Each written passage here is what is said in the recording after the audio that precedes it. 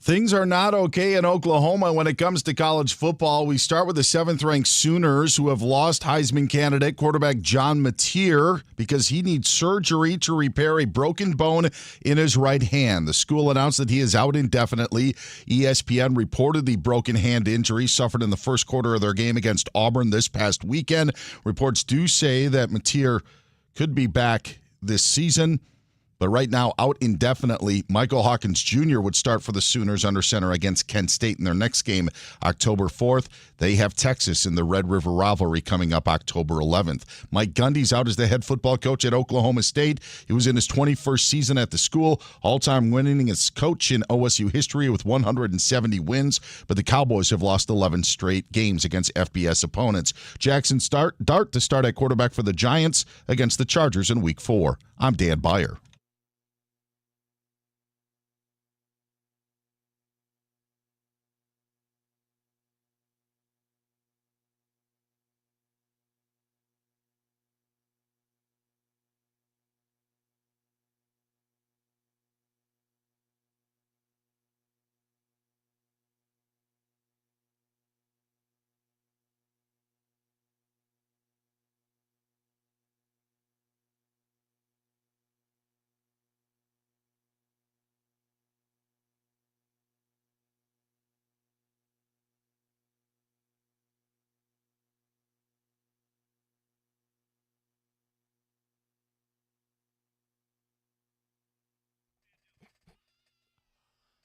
I mean, that's not entirely true. Welcome to Covino and Rich, Fox Sports Radio. What's up? Yeah, maybe he don't know what he's doing.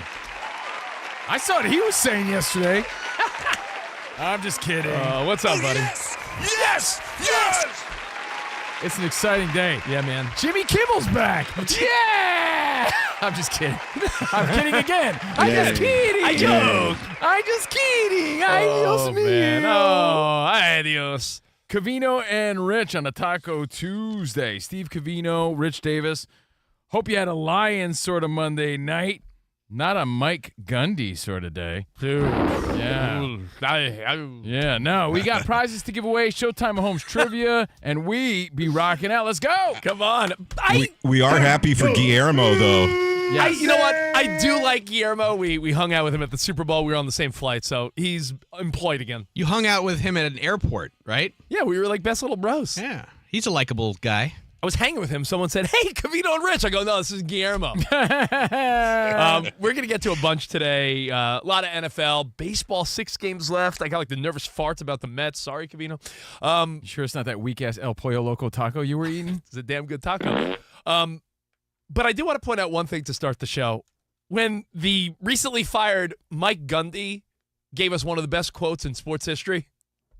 Come after me. I'm a man. I'm 40. By the way, that was 18 years ago this week. 18 years ago yesterday, which means he's 58 right now. Good math, Steve. Killer quaff from outer space. Have you seen the quaff on this guy? I mean, his hair is unreal. I had to pause the TV last night. I'm looking there. I'm like, is that Mike Gundy? I put my glasses on, and there he is in all his glory with the most quaff-tastic pompadour I've seen in years. Let me just say this. From the age of 40 to 58, is that what's going to happen to my hair? His hair hasn't aged a bit. I mean, geez. Because I was going to say, I was like a 20-something-year-old punk when he said that. And I remember thinking, like, man, he's old. Remember when you were 20-something and you thought 40-something was old? Yeah, but man, I want to kick my old self in the nuts. Yesterday was the anniversary of that legendary quote, right? And then he goes and gets fired on his day off. I mean, on the anniversary, pretty much of that legendary quote. And now he has to rearrange it and say, I'm unemployed. I'm 58. How the hell you gonna get fired on your day off? Now, I'm jobless. I'm 58. I think Sad. Come after me. I'll be at Express Pros. Yeah, Trying to find a gig. And by the way, I'm Yeah. not trying to have fun at his expense. I'm just saying how ironic that the anniversary was yesterday, and then I see him on TV looking cough-tastic, and now we find out today he's fired because of fan outrage, really. Well, I mean, he's not delivering. No, But I then mean, again, 21 seasons, Oklahoma State, has then it was made- fire Gundy, and after a big loss to Tulsa, and I think he retires 170 and 90. let me tell you, Or 120 and 90? I quite can't a- read my own handwriting. Quite a run, and I'm sure he's made quite a bit of money. And I just realized that if you add a van to the Gundy, you take away the hair. Yes, Van Gundy means no hair. Gundy means No, great hair. Van Gundy in German means comb over. Yeah. Van Gundy. Van Gundy means no hair. Gundy means great hair.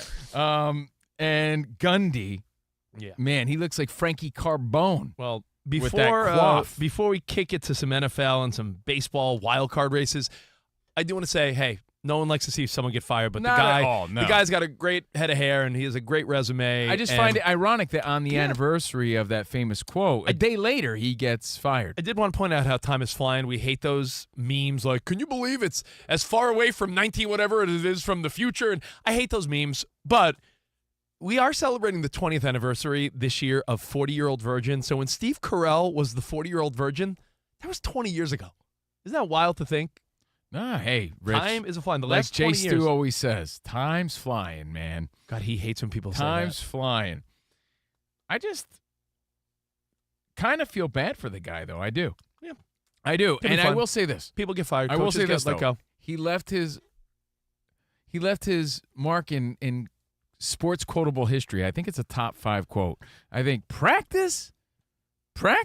I think that's one. We talking about practice. I'll give you another one. Can't wait. Can't wait. Bart Scott. I think I'm a man. I'm 40s right after. Yeah. I'm not saying top Can't 3. wait. I think Denny Green. They are who we thought they were. That's- We that's let them off the another hook. one. There's some good ones. We don't need to. They are who we thought they were. Look at this. I was We Sam. let them off the hook. I was Sam on the buttons. I will say, it's a great conversation. We've had it before. We don't need to harp on it, but hey, Mike Gundy, good luck, my friend. Good luck, dude. But- I mean, he could always be like a model for like I don't know, Vidal like Sassoon? like a Vidal Soul Sassoon. Glow? No, like a haircut model. Like I want that one. Like he's on the chart. You know when you go to barber, he's like, yeah, can I have that one? That's where Lamar Jackson got that look. I want that. I want the. Wait, is that the Soul Glow dude from the barbershop in Coming to America? All right, so I want to talk Micah Parsons. Let's first say that last night, Sunday Night Football, not to brush over it, a great battle. Did I say Sunday? Monday Night Football. Now their defense has some issues, Ooh, the Ravens. But it's yeah, safe. they look like doo-doo pie. They can't stop the run. but it's safe to say though that they're one of the better 1 and 2 teams. You look at their schedule; they may not lose for a while. I agree with you as far as offensive star power, but if Derrick Henry can't hold on to the ball, then you can throw that out the window. To get beat, they're going to have to play a team that can also put up 30, 40-plus points because I feel like that offense will put up 30-plus consistently. I think if you're going to beat the Ravens, you just got to have an offense that has firepower and moves the ball, and you got to own time of possession, keep the ball out of their hands. But I think the Ravens are going to be just fine. 1 and 2, it's like the 1 and 2 Broncos. Better than 1 and 2. Well, we'll see a couple teams turn it I don't around. think their schedule's that easy, though. You went over it earlier today. We have a Patreon, by the way, so Rich and I start fighting bright and early in the morning. Look up Covino and Rich, you'll find it. Yeah. And you went over their schedule. If you want- it's not a cakewalk by any means. If you want uncensored Covino and Rich, Yeah. off the walls.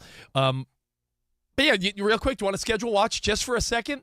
Because you're saying, hey, they're a good 1 and 2, but they are playing from behind. They are showing issues with defense and holding on to the ball. And their schedule is not that easy, so you can't say it's going to be an easy road for the Ravens. Well, I don't know. Let's take a look. Sam, schedule watching. The Rich loves to look at the schedule game. Schedule watching. Yeah. They play the Chiefs. I think they beat the Chiefs. It's in Kansas City. They're only favored by 2.5, and that's a big game this coming Sunday. That's your primo game looking, 6 days out. That defense is not going to beat the Chiefs. You don't think? You think, No. well, okay. All right, so that's a doozy. One of those teams is going to be 1 and 3, which is wildly bizarre. To think that the Chiefs or the Ravens will be 1 and 3. Mm-hmm. Then after that, the Texans, who are 0 and 3, not the Texans of the last couple years. Then they play the Rams, who are pretty tough. That's going to be a good one. The Bears, who by then maybe Ben Johnson and Caleb Williams have it together even more so. And then they play the Dolphins, the Vikings, Browns, Jets. They have a couple games in there they win easy, but I think the Ravens are just fine. No one wants to start 1-2, but I think they should be all good. But Lions looking strong, 38-30. Like, even with a bad performance, the Ravens were still in the game. I'll give you that much. I'll give you that bit. 38-30, but they'll get it together, you would think, right? Derrick Henry really has to hold on to the ball. What can I say about that? He just really needs to not fumble, and they'd be in a better place. As the headlines say, Baltimore blunder. I'm seeing on FS1. Nick Wright was talking about it. ESPN's talking about it. Is it time to panic for the Ravens? I don't think yet. There's a long schedule ahead, and they have so much It's a correctable talent. issue. Yeah.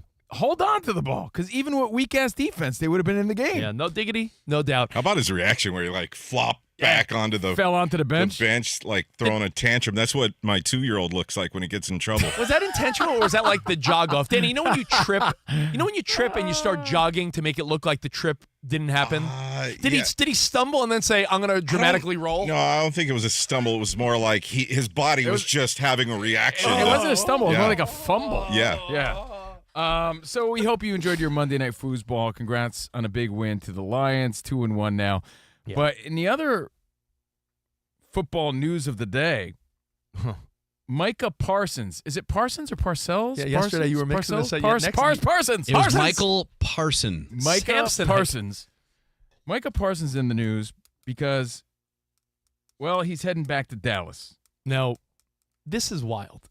Just as the schedule gods have probably high-fived each other, Sunday Night Football, Week 4 of the NFL, takes us to Dallas, Texas for Packers, Cowboys, and, of course, Sunday night primetime game of the week, the most viewed game on the NFL schedule every week. Sunday night is where it's at. 2 turntables and a microphone, and Sunday Night Football, where it's at. And there's talk of, should Micah Parsons get a video tribute in Dallas? And Jerry Jones has already said, not going to happen. Not today. No, this will not go down. It's a lot of extra work for the media guy, too. For 4 seasons with the Cowboys, does it matter how the time was spent? Like, he was a dominant force with the Cowboys. Fans loved him. Are you doing it for the fans? There's so many ways to look at this. Let me explain. I'll give you a great... Remember how he badmouthed Jerry Jones? That's a big part of it. A great analogy. When you date someone, okay, when enough time passes, you could look back and be like, you know what? We just weren't meant for each other. She's a great woman. I think I'm a pretty good guy. We were just not meant to be married. It is what it is. But you know what? We have great memories. Married. Good times. Fantastic. Or when a player leaves a team via a trade, or, hey, listen, we're rebuilding. We got to unload our stars in free agency or the trade deadline. Recently, the Mets, what was the big rah-rah 2024 Mets thing? Remember, oh my God, Julio Iglesias. It's Jose Iglesias. I was going to say Julio. I love to say Julio. Jose Iglesias. Parsons. With, oh my God, that whole rage. He came back to Citi Field. He was only in the Mets for a year, but his vibe was awesome. He didn't burn the Mets. So they did a little, oh, my God, hey, thanks for last year, thumbs up, little montage on the screen. Yeah, he did nothing wrong. He brought a lot. He had a nice run. He was a fan favorite. I think that matters. How did you exit matters. It all matters. I think it matters. Did you start your career there? Like, are you a lifelong kind of guy? I think that helps in the argument. Like, the Glaber of love. Glaber Torres just came back to Yankee Stadium as a Tiger, and he got his ovation and everything else. Again, a guy that started his early rookie career with the farm system and the New York Yankees. Who recently came back to the Dodgers and they threw a Dodgers hat on him and started hugging him? World Series champion last year. But we are a little I know I'm but a guy that won with the team? I know I'm putting you on the spot, Danny, but it was Those things matter too. Someone that got their ring. Could he be on the Reds, maybe? Someone came back to Dodger Stadium and they threw Bueller, maybe? No. They threw a hat on him. And Jock Peterson? No, it wasn't Jock. No, it was to give him his World Series ring. I would have noticed that tub of goo. Gavin Lux. Yeah, it was Gavin Lux. Gavin Lux came back. They threw a Dodgers hat on him for like 20 seconds. He reluctantly was like, fans were...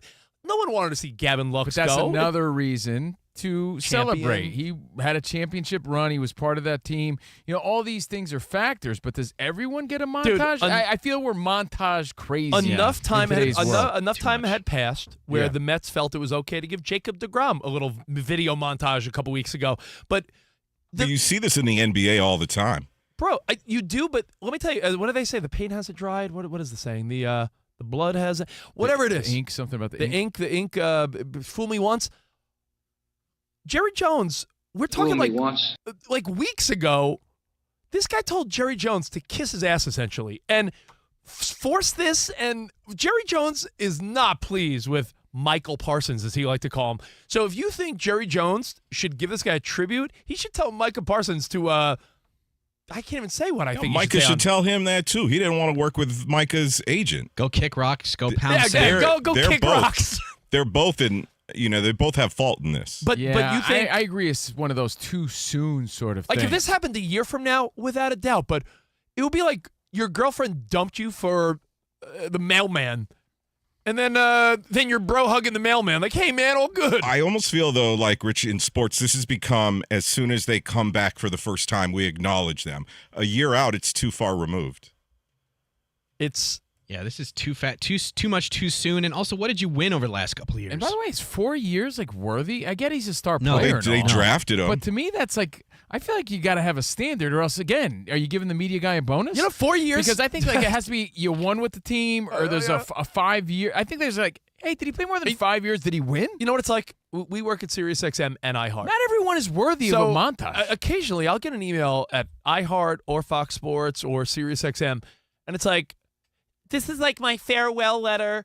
And someone writes some long-ass letter, like their farewell, and they're like, I worked in the marketing team for the last 2 years. And I'm like, no one knows you. You don't deserve a farewell letter. No offense. Okay, but let me ask you about the I agree. You have to have worked there for a few more years than that. Yeah. What about the impact with that fan base, though, for Dallas? How many jerseys did they sell for Micah Parsons? That's pretty much all you saw at Dallas home games. He was a fan favorite. Then does Jerry Jones put his ego aside and say, for the fans, he's worthy of a montage? That's the question, what we're getting at right now. Yeah, so we'd love to hear from you. 877-99 on Fox. I say no. I think there has to be solid, valid reasons. Like I said, 5 or more years. You won with that team. You had to be a star player. Yeah, he fits some of the criteria, but I don't feel like he checks all the boxes for a mandatory montage I agree. at his return to Dallas with the Packers now. Can I tell you, it fits the criteria of... But not all of it. If Covino and Rich agree, and Iowa Sam on top of that? Yeah. Iowa Sam's the icing on the cake. cake. I think he cancels it out. I think listen, I think Micah Parsons is a star. I think even if this was in, again, week 16 or 18, we're talking weeks ago. Again, this is like you found your wife sleeping with your best bud or something. He's still the enemy and then you're point. Like, hey, honey, happy anniversary. Like, it's when the Cowboys fans reacted, though, were they mad at Jerry or were they mad at Parsons? Oh, the paint's not even dry yet. Is that the phrase I said? I think I said. Is that it? Yankee fans were burnt about Soto, right? The body's not even cold yet. The body's not cold yet. The body's yet. still warm. Yeah. That's what it is. The body's not cold yet. Covino, I think we're dingbats. Covino, I feel like you're sort of on the brink of not hating Juan Soto the way you did. Because time has passed enough. You had a full season where you're like, yeah, I don't like him. But in the beginning of the year, you were like, F Juan Soto for leaving the Yankees. Honestly, if you want an honest answer, I'm realizing after the heartbreak, much like any heartbreak in life, after the loss, I'm like, we're better off. I'm better off. And that's the truth, because without Juan Soto, we were able to get Fried, able to get... Yes, it all worked out. But in the beginning, you were very mad. Yeah, Bellinger. There's a lot of key players that we would have had if it wasn't. I think we got 4 key players, and you know what? In place of Soto. I'll take that any day. And while the Mets retrospect. And while the Mets are fighting for their life, Juan Soto had one of his best years in year 1 as a Met. So it's like a win for everyone, sort of. But in the beginning, that would be like if the Mets played the Yankees in the first week or so of the season and the Yankees gave them a tribute. No way. The wound is still fresh, Rich. But if you wait a whole year, Rich, these are good. Rich, if you wait a whole year, then what's the point? Wait till he's retiring then. How about just never do it? That's what I'm saying. It seems weird after a whole season. I think if you burnt the bridge, you've lost your opportunity. And I feel like he burnt that bridge. That's another major factor to the story. The exit. We already mentioned it, but he burnt that bridge. You badmouth the owner. You leave the team high and dry last Jones minute should like have that. paid him the prior season, though. Yeah, but that's how it's perceived, right? So I don't care about no, the we've seen technicalities this. here. We've seen Jerry Jones do this with how many players, though? That would be like not to take it to like pop culture and Yeah, but political that's Jerry stuff. Jones' house. That would be if next week ABC's like, we're throwing Jimmy Kimmel a happy birthday party or something. It's like, yeah, a week ago you were at odds. Like, it just feels like the timing's off. Jerry Jones and Micah Parsons, it would feel so fugazi and fake. dude, if I they- vote don't do it at all. Yeah, don't do it at all. And we got to keep things in check. It's like when people retire, everyone wants some sort of farewell tour now. No, you got to be of a certain level and a certain standard to garner some sort of farewell tour. Yeah. You gotta I be like a how LeBron. Kershaw did it. You got to be a Kershaw. You And got to be a he Jeter. didn't do it. He announced it right before his last start at home. But he's worthy of it. And I was there when he actually spoke to everybody at the recent home game. You got to be of a certain caliber of a player. And I'm not saying Micah Parsons isn't that guy, but he's left on bad terms at this current point. Can I tell you, it's I don't want to sound grumpy or like the grumpy old guy, because I do like celebration. I'm the guy, I like gender reveals and parties and get-togethers. I find if there's a reason to celebrate. I'm not a grumpy guy, just to set the record straight. I'm actually like, hey, bring on the fun. But I think we went from lifers getting these tributes to like regular players. Like when Ken Griffey Jr. returned to Seattle, you give him a tribute. Right. When I don't know, like a Justin Turner return somewhere, like to the dot. Like, like there's certain players that when they return to a team, you're like, yeah, you were cool and a fan favorite for a couple of years. Like, should Michael Conforto get a little montage when he comes back to the Mets? Not Justin Turner, like Chris Taylor coming back to it's like visit. And like Chris Taylor was good, yeah. What? You won a World Series. You won two, Yeah, maybe? I mean, just one, All right. but I'm saying no. Rich is saying no. Does Caruso get a tribute from the Lakers? Like, you know what I'm saying? Sam's saying no. Danny G was on the fence, but I think he's saying no. What do you say, Fox Sports Radio Nation? Does Parsons get a montage at his return September 28th, Sunday night, against the Cowboys? What do you think? We'll take your phone calls and feedback. Plus, Tom Brady's in the news. Mike Gundy's in the news. We're going to talk about coworkers and Baseball? colleagues, Baseball's in the baseball rules, and Showtime Mahomes trivia, man. We're giving away prizes on this action-packed Taco Tuesday. So, your thoughts on Micah Parsons, the tribute, which, by the way, is a great song by Tenacious D. It's one of my favorites. It's not just a tribute. So we'll talk Micah Parsons. We'll talk NFL, baseball, all that coming up. Having a lot of fun. Covino and Rich on Fox Sports Radio.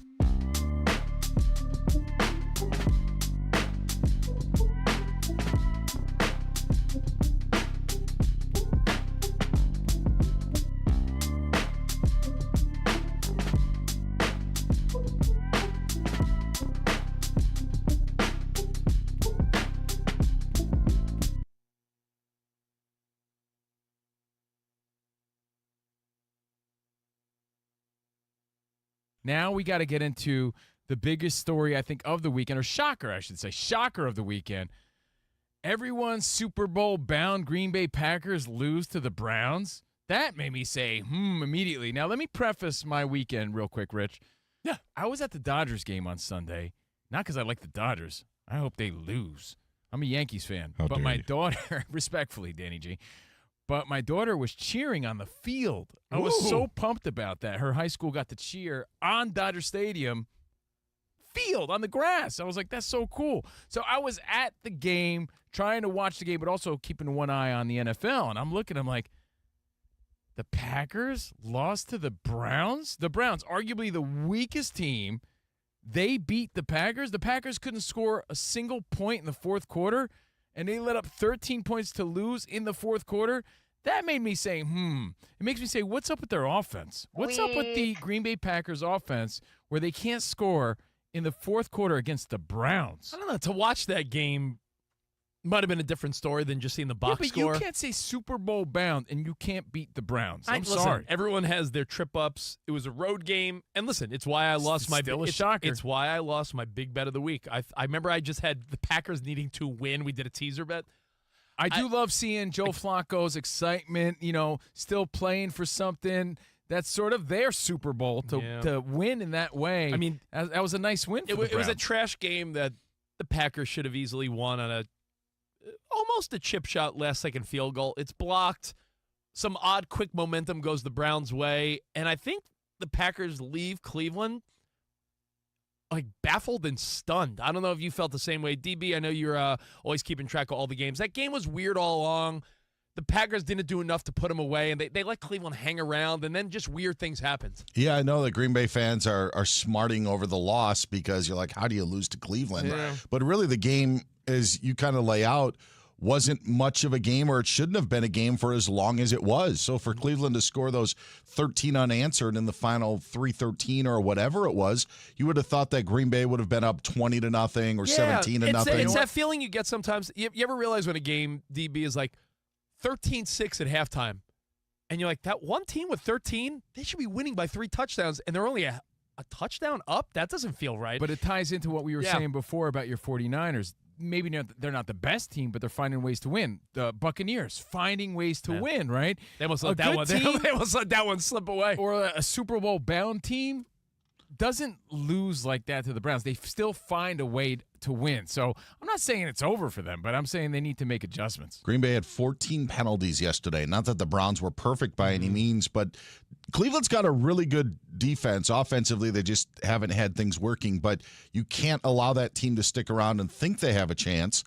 So putting up 10 points is ultimately what cost Green Bay in that scenario, because 20 would have done it for you in Cleveland. They couldn't do it. Man. Hey, just so many great storylines unfolding in the NFL.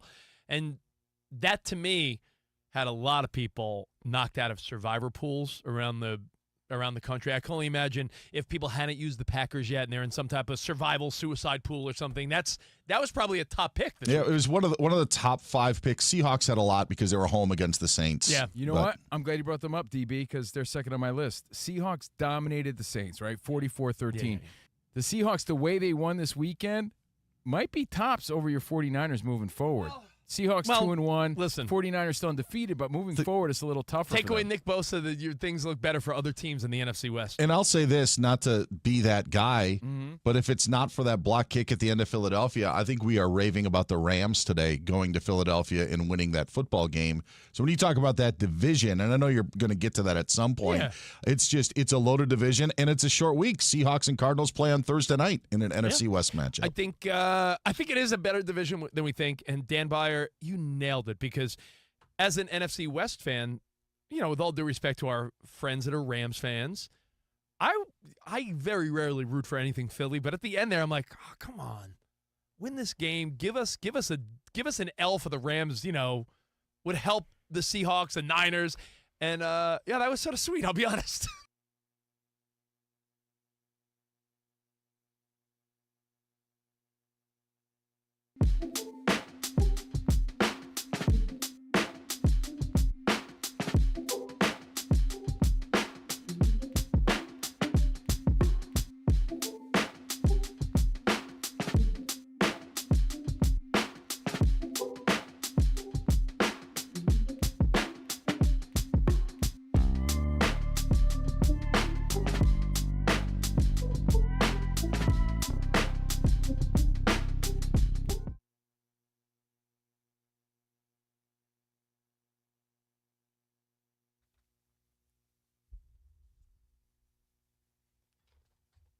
It just so happened to be the best song in the world. It was the best song in the world. It's easy to see 1 and 1 make 2, 2 and 1 make 3. It was destiny. All right, the tribute. Covino and Rich. Few reminders, Dickie Doodle Davis. What up, buddy? Dickie Doodle Boy. Covino and Rich on FSR, broadcasting live from the Fox Sports Radio studio. If you miss any of our shows, the best ofs, the best of the weeks, they're all there. Wherever you stream your podcast, search Covino and Rich. 5 stars. Follow, rate, and review. We appreciate it. And we're streaming live on YouTube, youtube.com/Covino and Rich FSR. Covino and Rich FSR. Play along, chime in live. We appreciate it. And remember, the LG X Boom Grab is the portable speaker that powers your hustle. From morning coffee runs to midnight rooftop hangs, enjoy vibrant sound with up to 20 hours of playback. And now, save 25% at LG.com with code FALL25. Bring the boom, X Boom. I think I got to get one of these X Booms for the kids' walk-up music. Yeah, how about Steve's walk-up music? I want one too. You want walk-up music? Like What when do you think, enter the bedroom or something? The whole world revolves around you Steve. and your nose-picking kids? How about this guy? Steve. Thank you. What, do you want a grand entrance? Yes. And I also want to say sorry to Mike Gundy for getting fired on the week of his anniversary. Don't worry, he's a man. He's 58. I'm a man. I'm 58. Come By the after way, me. I'm a man. I was trying to I'm think 40. of other quotable, Yeah. legendary quotes. I mean, we forgot playoffs. Jim Morris playoffs. I think it's right there. Playoffs. Top 5. I think it's a top 5 quote. Playoffs. Yeah, those are all good ones, man. We're talking Micah Parsons. We're talking about a bunch of random stuff here on Covino and Rich. But arguably, after Parsons, the biggest story in the news today Yeah.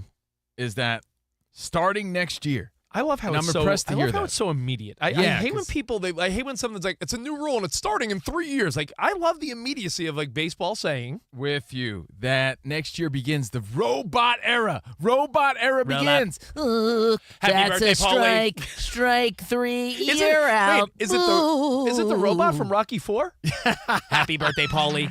No, man, it's awesome. MLB is going to implement the automated ball strike challenge system in 2026 after the league's competition committee approved robot umpiring. Well, let me tell Human you. umpires obviously will course. call every pitch, so you're still going to have the human element, so don't be crying about But it. I think there's They're some, not taking our jobs. But I think there's some idiots that just read a headline because I've already seen people saying like, "Man, no more umps." It's like, no, buffoons, umps. teams can appeal 2 calls per game to ABS. They didn't take our advice, Rich. I said, Strike 3. make it a third, right? If you You get the first 2 right, they should have give you a third. But you know what, Danny G? We saw it executed in the Major League Baseball All-Star Game this year. Yeah, it worked. Edwin Diaz was on the hill for the NL. He thought he cut the corner on a third strike. He did a quick tap of the hat within 3 seconds. Boop, boop, boop, I boop, think boop. it takes strike up 3. to 13 seconds is what I heard. But, I mean, it feels very quick. And what is really cool about it is that it's very interactive. During the All-Star experience, we all saw, like, oh, it was a strike. Like, it goes right to the screen. You're there. You get to be part of the process at the game and on TV because you're seeing bro, it. And if there's- you could see it, they got to get it right. There is Plain a and simple. great strategy also involved where do you use these challenges? If it's the first inning and there's 2 outs, no one on, is your guy going to be like, no, tap, tap, tap? Like, you might want to save It's actually, these. the technical term is rap, tap, tappy. Oh, if you want to do a little rap, tap, tappy, rap, tap, tappy, rap, tap, You have to tappy. get a little come on the kick little drum. Come Little on the kick come drum. on the kick drum. And a rap, tap, tappy. So I think this is great. And You kidding me? Innovate or die. This is the next step into getting it right and helping the game move along. Some people, like keeping Big Mike, keeping a human layer to this, right? Mike is like, forget the human layer. And maybe, we're getting to that eventually because Who? I'm a fan of the human layer as well. You know, Big Mike who runs this but place? Mike was like, yo, man, Never speed heard it of up him. all the way. No, Speed it up. Big Mike actually said, self-checkout everywhere. I want people to lose their jobs, I believe is a Big Mike The said. rules are simple. ABS challenge rules. Each team gets 2 challenges and can keep them if they're successful. Challenges can only be initiated by a pitcher, catcher, or a batter. No belly itchers, Rich. Pitchers, Okay, not pitchers, belly okay. itchers. And the request must come right after the pitch.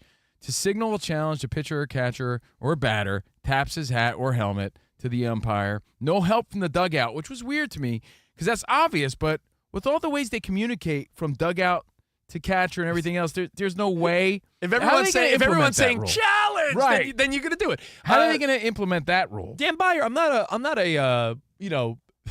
not a man that listened to everything Rob Manfred in baseball says, but I really feel like everything from the pitch clock to the bases to the man on second and extra innings, which I thought I wouldn't like, all these things I feel like have been good for baseball. Are you opposed as a traditionalist or no? No, I'm not opposed. I do think that we are so focused on the robot aspect of it that I think we need to develop like a character, like a cartoon, like a caricature of like a judge who will then hand down the ruling on if it was a ball or strike. Make that guy a character throughout all 30 ballparks. What if the local mascot appears? Like it could be Mr. Met or Bernie the Brewer or anyone comes out and they come out with like a green or red flag. I was thinking like Judge Doubleday, you know, that works like with the history, and then it's this animated feature, and then he comes down and he hits his gavel with a ruling, and it's ball, you know, like that. All 30 stadiums, uniform, yes, something like that, like you're out. I think that would be great. We're very focused on the robot, but I think we need to do it like branch out in that way. So one of the headlines was the robot era begins or something like that. That's what they're calling it. And I just think that it proves that baseball's headed in the right direction. You get a little compromise of human element, but moving toward the future, getting it right is the priority.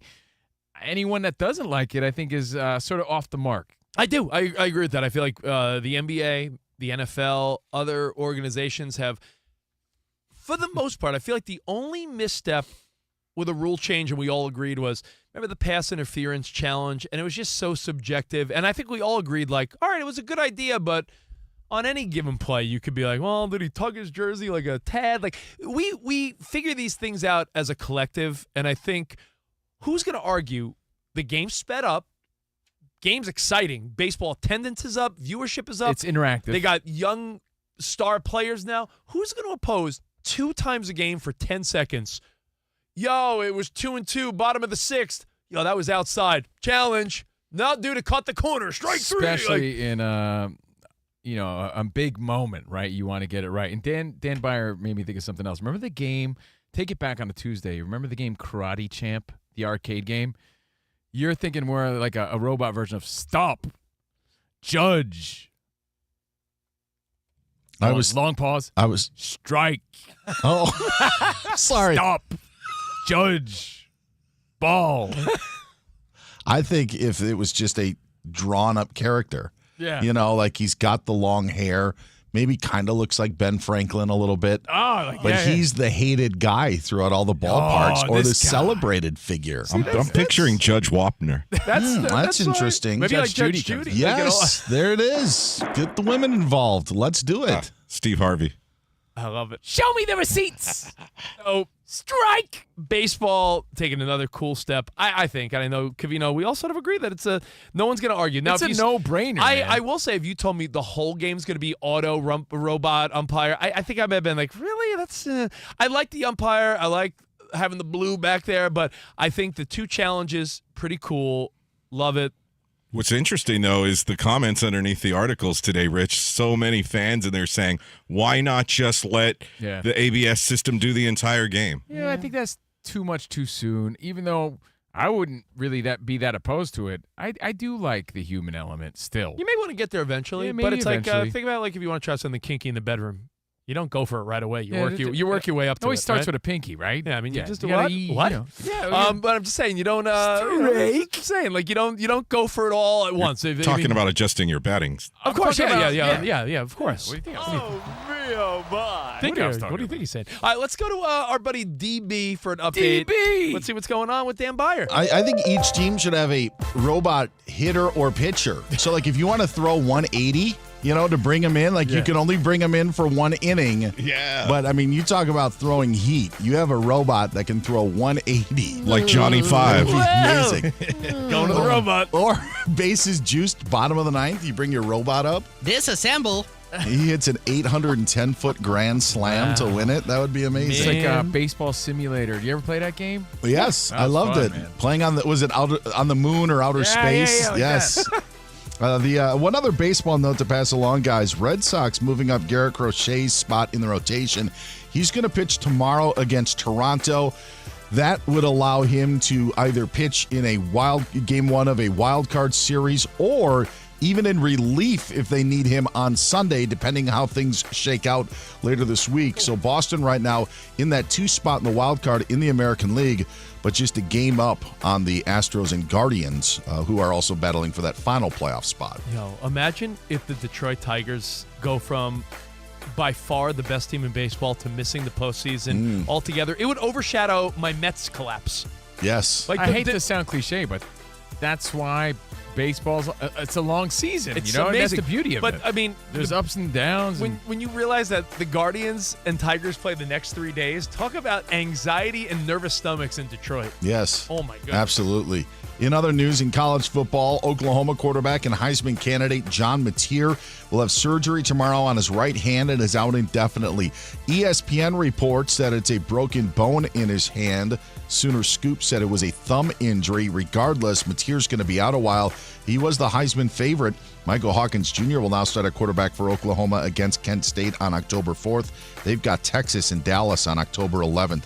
Mike Gundy out as the head football coach at Oklahoma State. Jackson Dart in as the quarterback of the New York Giants. He'll get the start in Week 4 against the Chargers. Russell Wilson moves to the bench. Buccaneers wide receiver Mike Evans is going to miss about 3 to 4 weeks of action because of a strained hamstring. Commanders wide receiver Terry McLaurin getting a second opinion on a quad injury suffered in Week 3. His status for Week 4 against the Falcons is up in the air. Some sad news from the NFL. Former Bengals running back Rudy Johnson found dead at his home in Florida early Tuesday of an apparent suicide. He played collegiately at Auburn, where he was the SEC Player of the Year in 2000. And Johnson spent 7 of his 8 NFL seasons in Cincinnati. Some news from the WNBA. The New York Liberty have fired head coach Sandy Brondello after 4 seasons. Liberty won the WNBA title last season. Guys, back to you. Hey, thank you, DB. That's another story we need to touch on, Rich. Jackson Dart getting the start. On my way here today and on my way to our Patreon today, I saw a sign. It was a bunch of protesters. We're not getting political. I'm just telling you what it said. It's Los Angeles. A lot of protesters causing traffic. It said, public pressure works. Kimmel is back. Ooh. You think there was a lot of public pressure for Dart, and that's the reason why? Is that the main, or they just have to? They have no choice. I think Dable left it open because he didn't want to be the guy, too, that says I don't know. no. My thought is this. We know the realistic answer for the Giants is take it east with Jackson Dart. You don't want a Daniel Jones situation where you ruin a guy and then he goes to be awesome somewhere else. That's the thing. You don't want to ruin his confidence either. But Brian Dable's fighting for a job. And Brian Dable. Yeah, he left it open. But there is a lot of public pressure there. Danny, is that a fair statement that Brian Dable, while he cares about Jackson Dart, at the same time he's like, I want to win, so I have a job. Yeah, listen to the stat. All right, Sunday night was the 7th game the Giants have scored fewer than 10 points since the start of last season. That's the most in the NFL and 4 more than any other team. Gee, so they got to try something. While it might be too soon. Brian Dable's like, too soon for Jackson Dart, but if I don't do something soon, it's not even going to matter because I won't be here. I'll be out of a job. So it's self-preservation at this point. And if throwing Jackson Dart in early is the long shot of Dable sticking around, he has to do it. Well, speaking of that news, and you mentioned Indiana Jones. Yeah. He's in the news. Saquon Barkley said something interesting about him, and I want to pose a question about former coworkers and who you root for, that sort of thing. Plus, Showtime Mahomes trivia. We have an action-packed Taco Tuesday show. You said it, buddy. Covino and Rich on Fox Sports Radio. Nice try, Lyle Shay.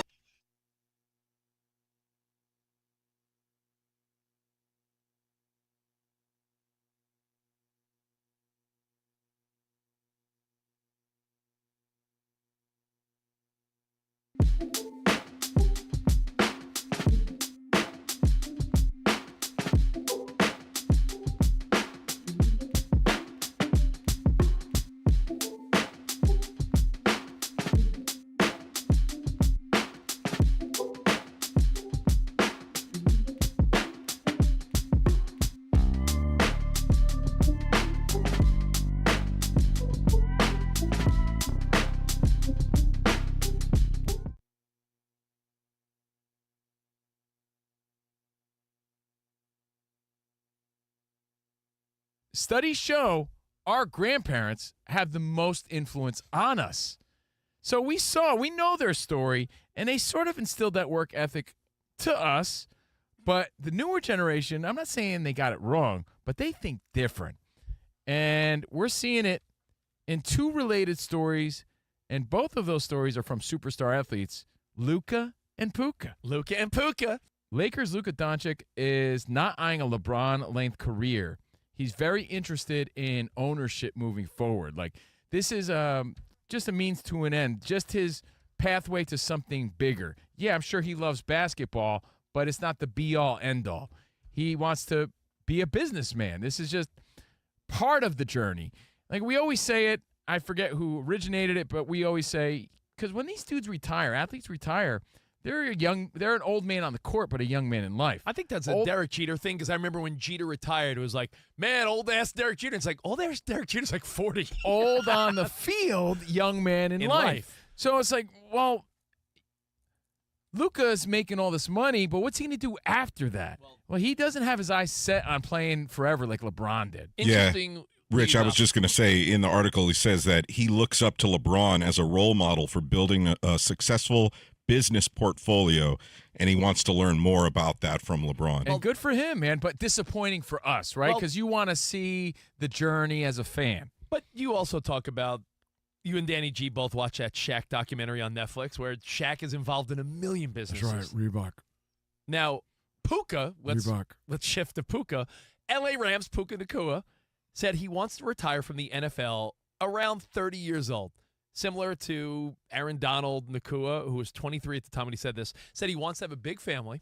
And we talked about this with Puka at the Super Bowl on Radio Row, saying how long-term effects of football injuries, wanting to have a big family, wanting to venture into other things play a factor. And to go back to the you know what plays the biggest factor? You said Shaq. Shaq played a long career, long enough that he played for every color of the rainbow. He did. That's the funny meme, right? He played for every color of the rainbow. He played a long time. So he retired. Then he got into all the business stuff and the Papa John's and the insurance and the Icy Hot and Reebok and everything else. I get you. Fat Burger, whatever he owns. He owns everything.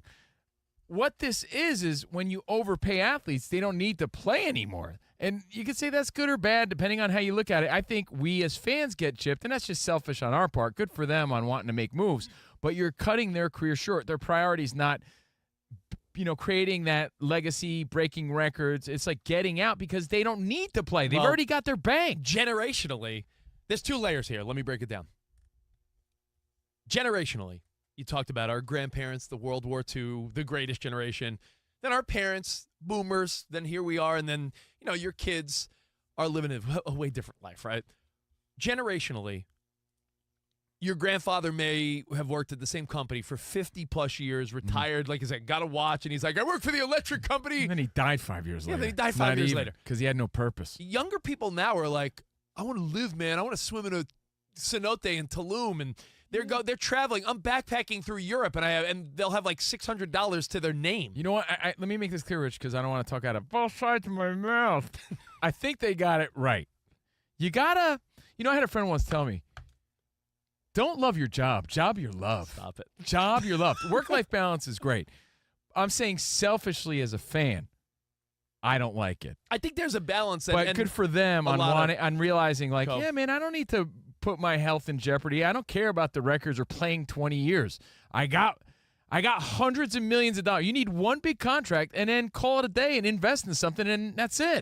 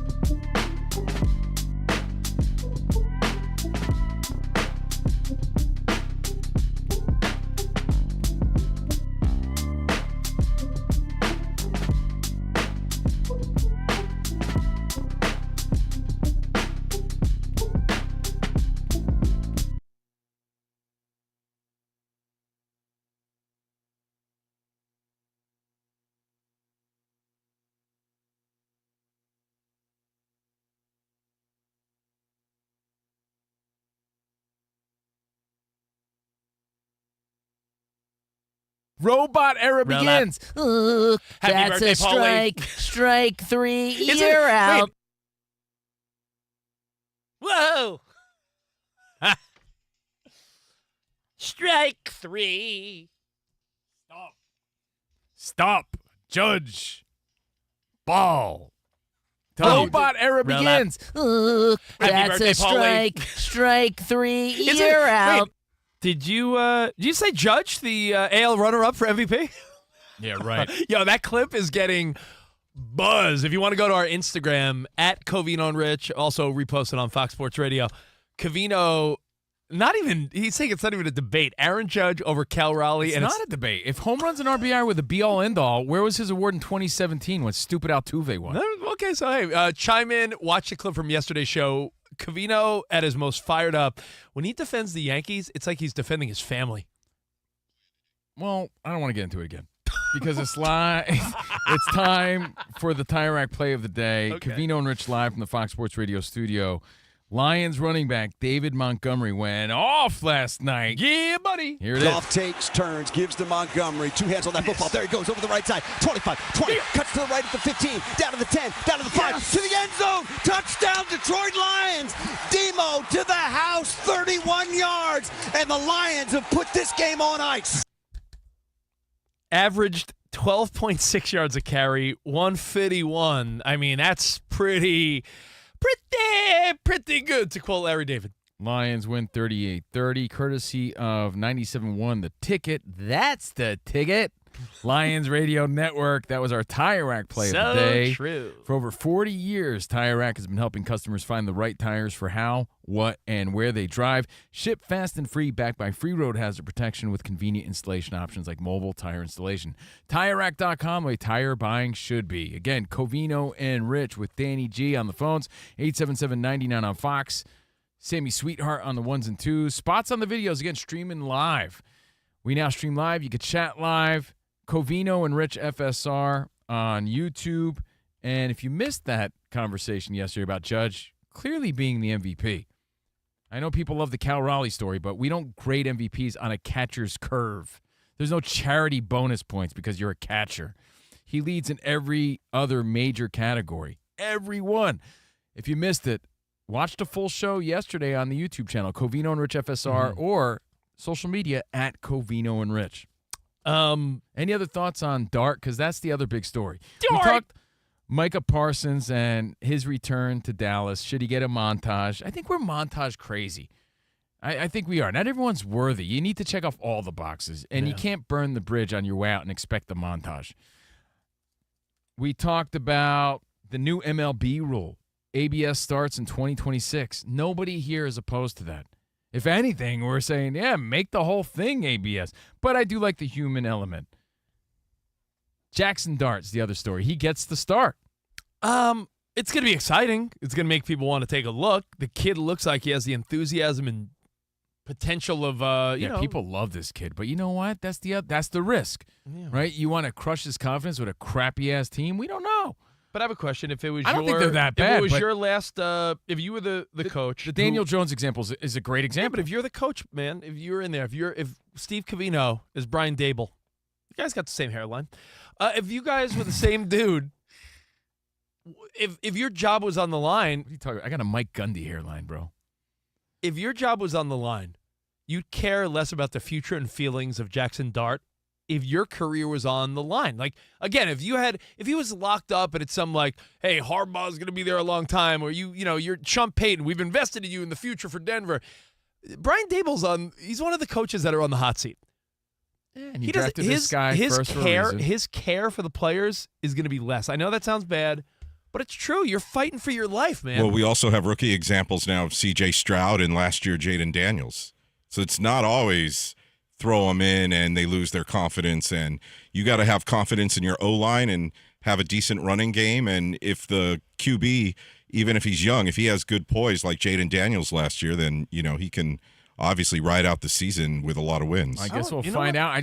It was sooner than expected, at least for me. You think Danny G, you called it, right? Like around week 4, you said? You think a cat like Malik Neighbors is really excited about some new young arm and maybe be like, yo, maybe you and I are the 1-2 punch for like the next years to come? Like, is Malik Neighbors salivating at this, you think? He spoke pretty highly of Wilson before the game. I think they were building the chemistry. He had to speak highly of his QB1, but maybe now Malik Neighbors is like, yo, this is where we are moving forward. Hey, I guess we'll just have to wait and find out, right?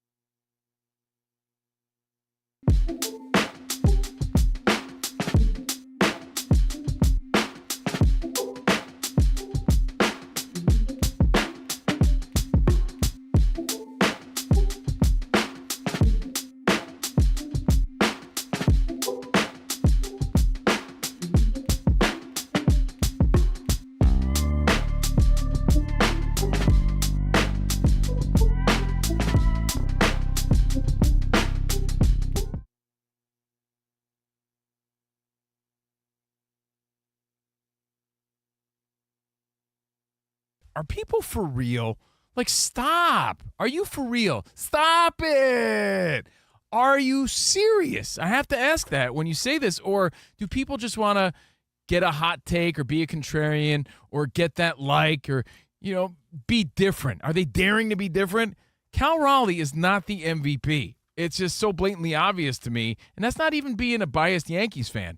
I just don't understand how maybe one a little, can even make the little, argument. Not even a little bit, and here's why. All right. Ready? It's not even an argument, but I'll take phone calls. But with this platform, I got to talk some sense and keep it straight here, all right? Got to keep it 100. I got to keep it trill, as they say. True and real on Fox Sports Radio. Trill. Stop with the nonsense. Aaron Judge is your MVP unless something else changes. He leads in average. He leads in... He doesn't lead in home runs or RBI. Those are the only things he doesn't lead in games played. Cal Raleigh did something no one's done since Mickey Mantle, switch hitter to hit over 50-something home runs. Gives a diddly squat. Can you let me finish, you big ninny? You know what I love? What, are you 100 years old like the Globetrotters? You just said ninny and diddly squat. Jibber-jabbering jabroni. Are we going to have this conversation every year? Because last year it was... It's Judge fatigue, and people need to get over it. And Is it going to be blank isn't the MVP? We live Aaron in a world, Judges. We live in a world of what's the next big thing? I'm tired of this guy. You take it for granted that Judge is that great, so you're ho-hum about his excellence. The dude is incredible, and he leads in every single category that is a major category, and I'll tell you, except for home runs and RBI. He leads in average, on-base percentage, slugging, OPS, runs scored, WAR, walks, total bases, extra hits. Raleigh leads in home run and RBI barely, and he's played more games. Barely. He has 9 more home runs, almost 20 more RBI. Judge would have something close if he didn't miss 8 games. Judge was hurt. Well, what he's doing is remarkable, and just because he's been there, done that, you're like, yeah, whatever. Dude, whatever. The Yankees would not be there without Judge, and the Mariners, yeah, he's doing great for a catcher, but you don't judge MVP based on great for a catcher. I have a question. Judge leads in every major category except for 2, and Raleigh barely beats him by those 2. I do see a lot. It's a joke. It's a joke, Aaron dude. Judge. It's a joke. His baseball reference does have a lot of bold, meaning he is the league lot of leader. bold. He leads in every category except for 2. Do you think there's any way they're not going to give him the MVP? Yes. 60 home runs for a catcher. It doesn't matter for a catcher. Is that a charity stat? No. For a catcher. I don't care about that. No. It's Be not realistic. No, Why do you want charity? It's for what he brings to the table. Yeah. How about what Judge is bringing to the table? You're looking at Hold offense on. only. You're looking at it in a totally ridiculous way. Offense only. You want to lift Cal Raleigh by bringing Judge down. You're looking at offense only. What about Judge's average on-base percentage, slugging, You're looking OPS? at offense only. Hold on. Every other stat. Why are you downplaying every other stat just to uplift 2 stats? Even with Cal Raleigh's home runs, he doesn't have a better slugging percentage than Aaron Judge. All these stats that apparently matter now don't matter all of a sudden to fit the narrative? This thing on? You're being ridiculous. Hello? Aaron Judge is your MVP. You're just tired of hearing it. Hello? You're just tired of hearing it. And let's not forget, Aaron Judge was robbed by that little It's on, Rich. that little turd Altuve. Anyone? Altuve robbed him, that cheating little turd. Altuve back in the day. So Judge is owed another one. Guys? Hello? Judge is excellent like every year, and then he has to go up against like these crazy like novelty things that happen, like these performances that are like, a catcher having Cal almost 60 Raleigh's home runs. having an unbelievable season, but you got to be realistic about it. All props in the world to Cal Raleigh. I love what he's doing for baseball, for that Mariners lineup as a catcher. Dude, Aaron Judge is all around.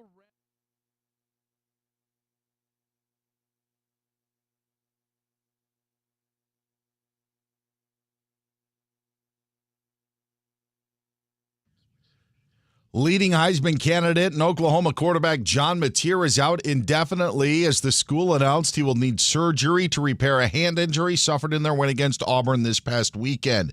Michael Hawkins Jr. will start against Kent State in the Sooners' next game on October 4th. ESPN reports that it's a broken bone in Mateer's hand that is requiring surgery. No word if he'll be back for their showdown with Texas October 11th in Dallas. Mike Gundy's out as the head football coach at Oklahoma State. He was in his 21st season as the Cowboys head coach.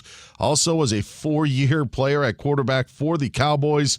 He's owed $15 million left on the 3.5 years left on his contract. Jackson Dart, the new starting quarterback of the Giants.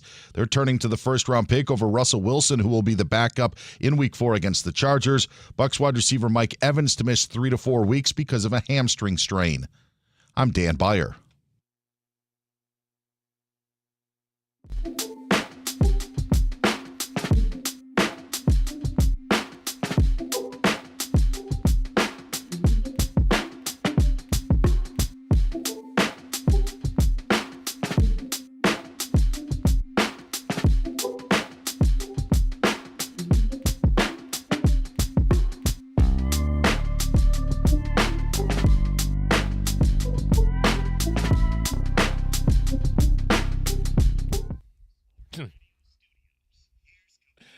Oh, yeah, buddies. Hope you're having a Tom Brady sort of day. $75 million to play flag football?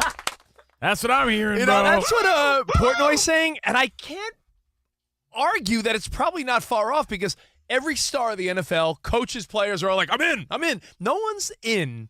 Brady's saying it's BS. Unless they're getting tons of money. I guarantee they're getting tens of millions. Oh, guaranteed he's getting paid. But You think Saquon and McCaffrey and all these guys are quick to say yes if they weren't getting paid? Well, there is an update. Come on. I'll give it to you. But we're Covino and Rich, Fox Sports Radio on a Taco Tuesday. Showtime Mahomes trivia coming up, and we be rocking out. Thank you guys for being here. Hey. And this isn't just a game. Oh. It's a once-in-a-generation event. The Harlem Globetrotters 100-year tour. Come be a part of the legacy that never stops. Be there when history's made. The Harlem Globetrotters 100-year tour. Get your tickets today at harlemglobetrotters.com. I think Mike, who runs this place, was at the very first game. I believe he was. Yes, in insane. 1925, Mike was there. And Iowa Sam. I was shocked when I found out he was a fencer. And if you ever want to be like Iowa Sam, try an Olympic and Paralympic sport, try fencing. It's fast, safe, and easy to start. Find a beginner class near you at usafencing.org/tryfencing. That's usafencing.org/tryfencing. Now, here's the update. But that Iowa Sam has his fencing helmet on and his dating profile? Yeah, it's a good look. Sam. My name is Javier, and I am a sword fighter. So, Portnoy says, and he's doubling down, yeah. that Brady's getting paid $75 million from the Saudi Arabians to play flag football. And Brady responded, are we just picking numbers out of a hat and reporting them?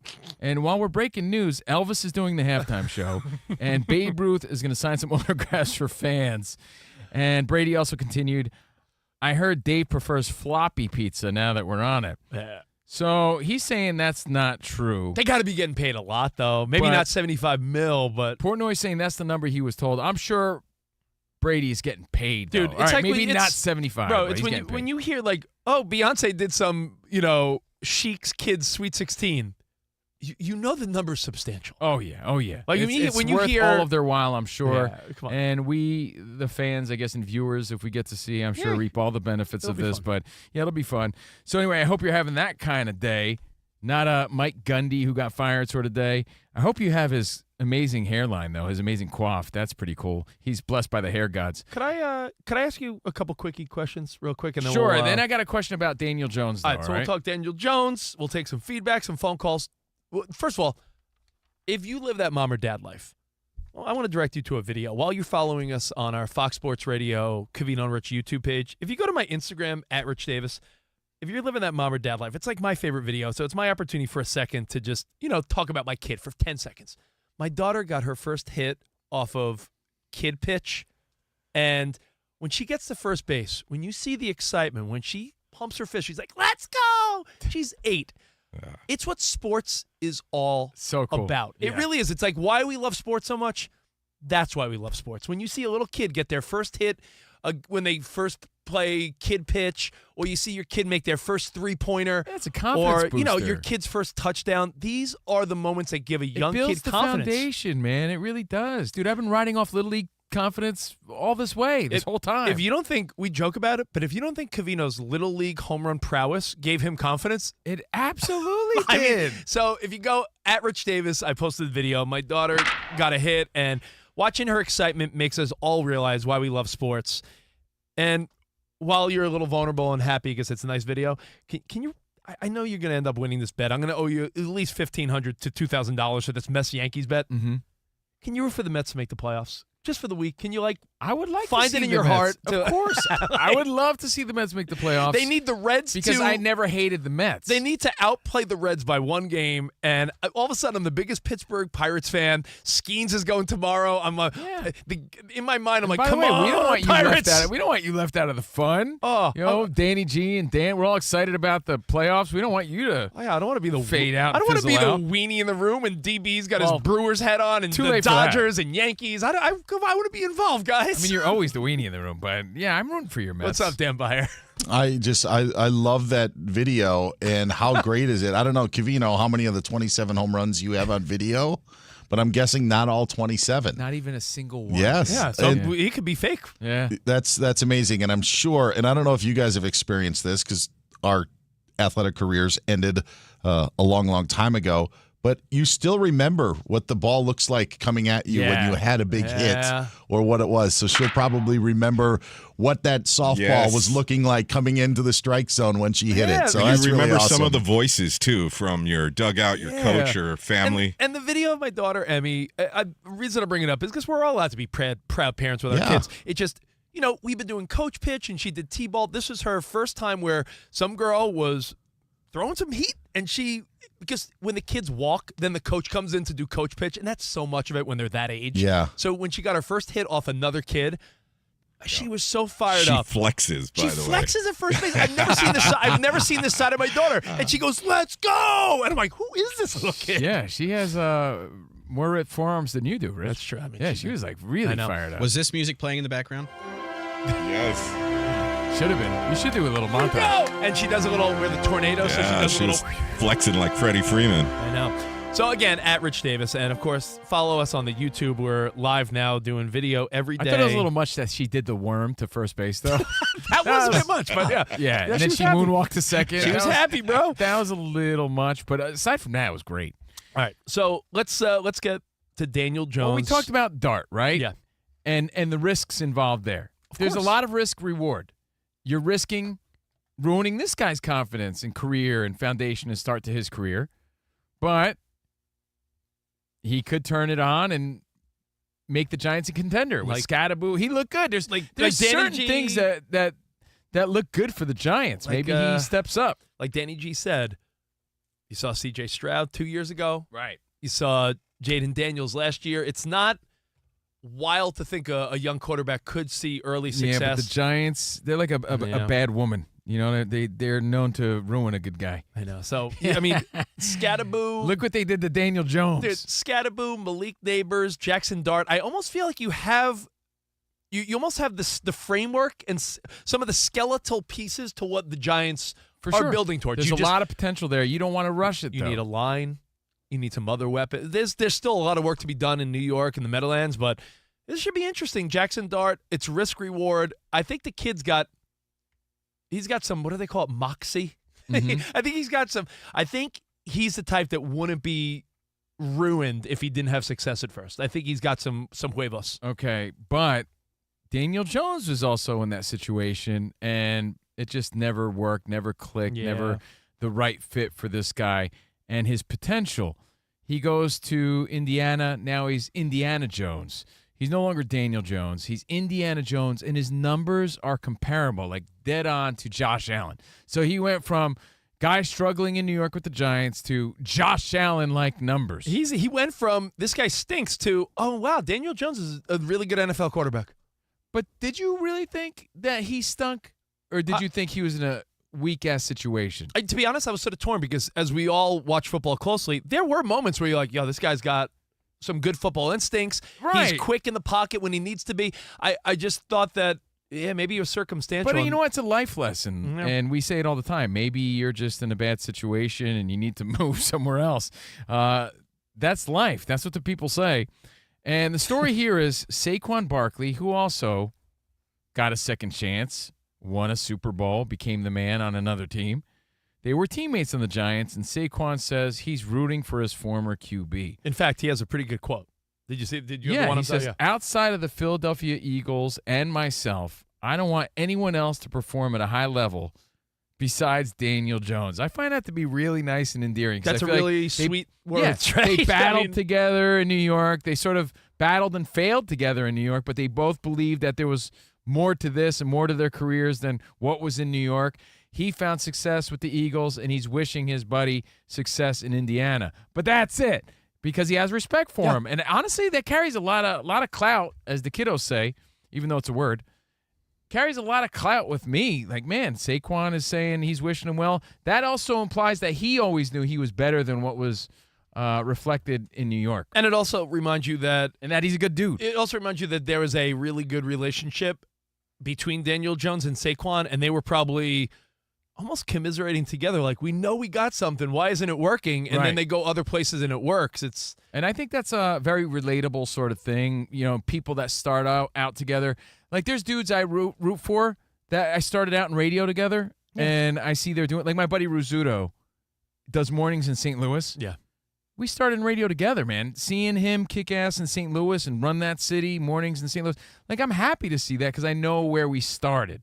And I feel like that's a relatable sort of thing that Saquon and Jones bond over together. And that was really nice of Saquon Barkley to say that he wishes him well. I think as a coworker and even as a fan, I think you could say there's people you came up with and came up with in your career that you would root for, even though they might not be in the same company as you. They might be a competitor.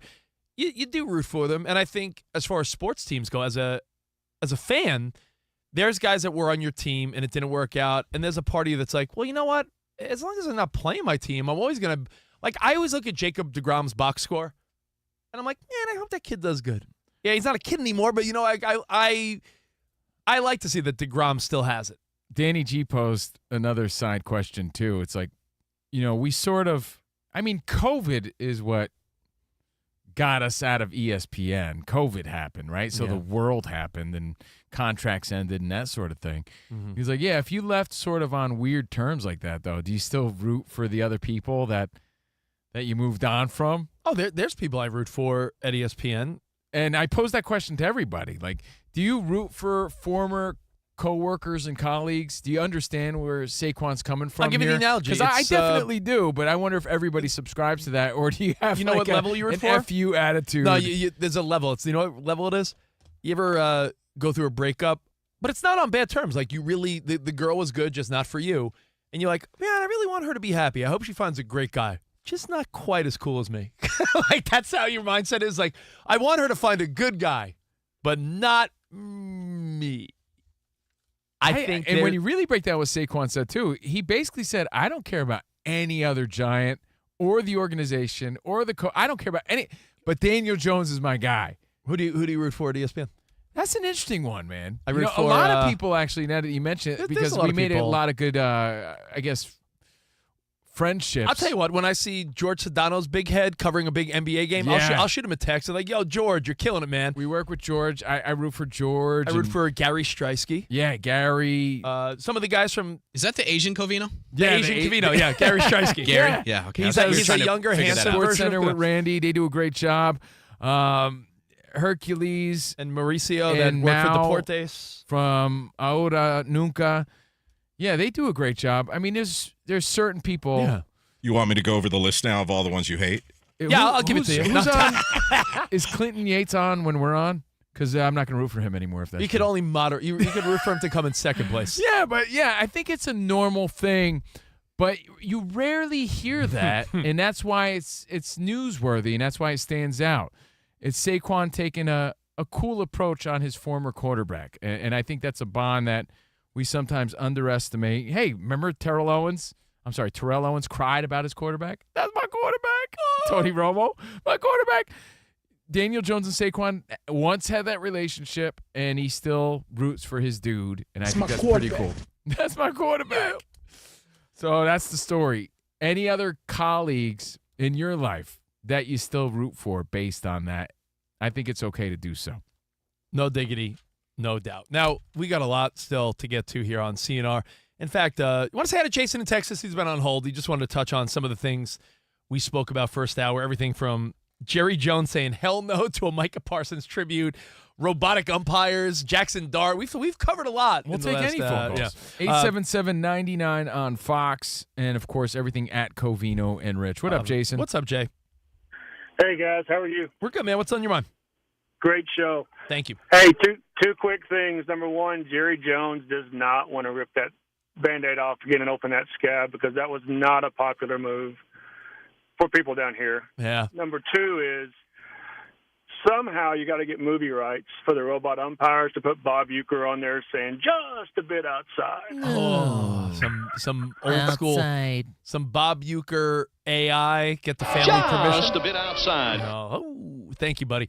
I do want to talk a little baseball if that's cool because I know we have Mahomes Showtime trivia. We'll talk more NFL, but Covino, there's 6 games left, and your Yankees are in the clear. Danny G, your Dodgers are in the clear. You guys are postseason teams.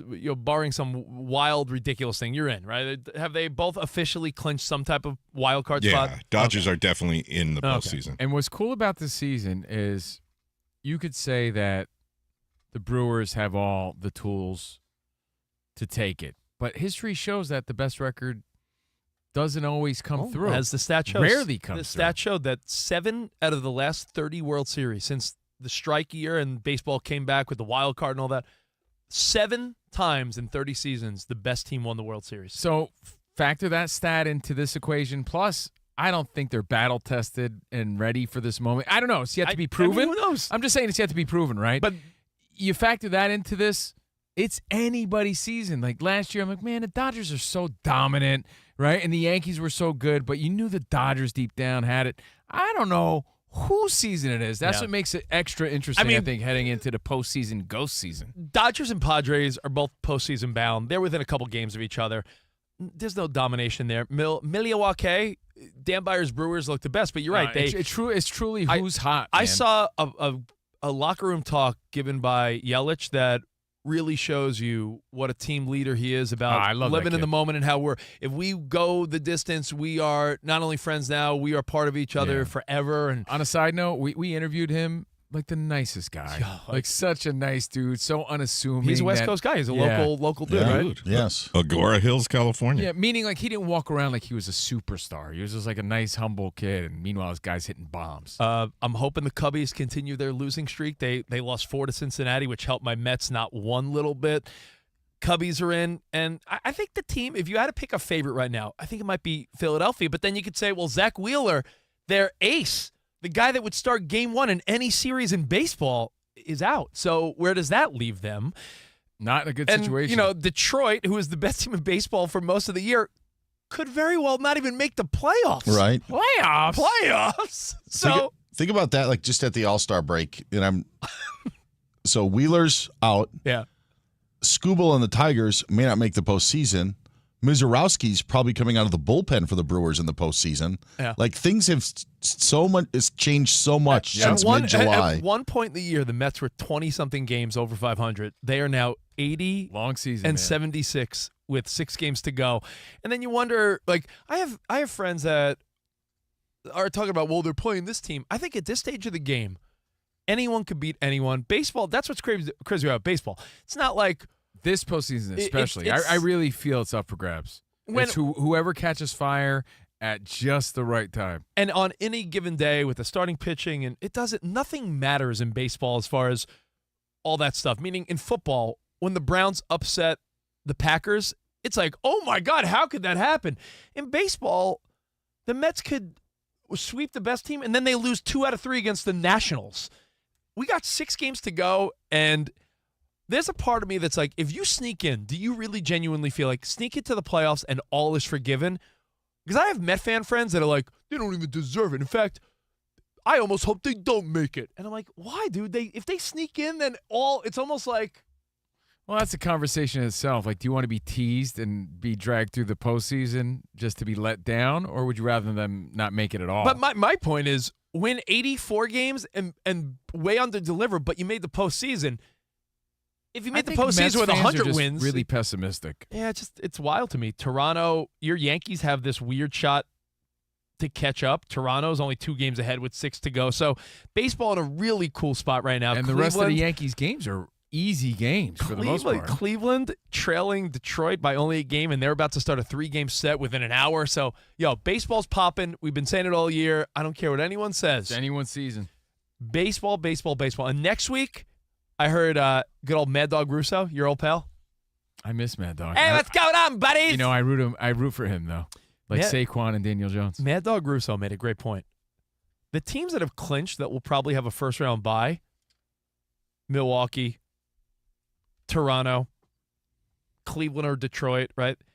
Oh, I'm sorry, Seattle, likely. Mm-hmm. These are the smaller market teams. Wild Card Week, which is next Tuesday, Wednesday, Thursday, is going to feature Yankees, Dodgers, Cubs, maybe the Mets, Padres, like all the big market, teams. So baseball wild card ratings could be through the roof because all the great teams that are smaller market, again, Cleveland, Toronto, Milwaukee, they got to buy. So you're going to see guys, you're going to see Red Sox, Yankees, Cubbies, Dodgers, all your like legacy teams, all in do or die like wild card 3-game sets. I'd be realistic if the Yankees were playing like ass, right? Yeah. Because for a while I was thinking they might be ass. Yeah, but then they turned it on. They turned it on. Now I'm going to end up paying for half your daughter's Sweet 16. You got Fried, you got Rodon, you got Heel on the hill, King of the Heel. You got their starting pitching, which is working. Dude, I really feel if they can get past the Red Sox, I think they got a solid shot. They have as good a shot as anyone. And I'll say this: the Red Sox are the team. Just because certain teams have their number this year. So it's the Red Sox. I think Yankee fans sort of fear the Red Sox a little bit. Of course, I want to hate on brings back that rivalry. I want to hate on your Yankees because that's just the fun of our show. Mets fan, Yankees fan. Danny's a Dodgers guy. The last point I'll make is, come playoff time. That's when your rotation and how you use your bullpen and what starters you move to middle relief. And Dodgers have infamously been known to somehow master the bullpen game, which is crazy. Teams win World Series with bullpen games now. The Yankees with Max Fried at the top of that rotation, with Rodon number 2, and the way they've been pitching. And they got Schlittler or Luis Hill, who was Rookie of the Year last year. Watch your mouth. Back. I said Schlittler. Who's that? Schlittler. That's a tough battle right there. I mean, I thought Philly had the best pitching, but Wheeler gone. They might be number 2 to the Yankees right now. All right, well, listen, you want to play Mahomes Showtime Trivia? We're going to get to more NFL next. We had to talk a little baseball, though, because it's so on my mind right now. In fact, like in an hour from now, I'm going to be nervously driving. Every game counts, man. Every game counts. It's getting exciting. Anyone in Pittsburgh, please root for the Pirates a little bit more. We'll take your feedback, and we'll play Mahomes trivia. Here's the number, 877-99 on Fox. We'll play next a quick round of Mahomes Showtime trivia. Your chance to win a bribery ball, which is an upgraded. Oh, a new this Nerf is football. A better football. So we'll get to that. We'll play some trivia. Again, 877-99 on Fox. And one quick note, I won't tell you now. I'll tell you when we get back. The Reds are doing something. Because the Reds right now, they're tied with the Mets, but they are in control of their own destiny. They're doing something over the next 3 days, which I think is pretty brilliant, or could it backfire? I'll let you know what that is next, right here on Fox Sports Radio.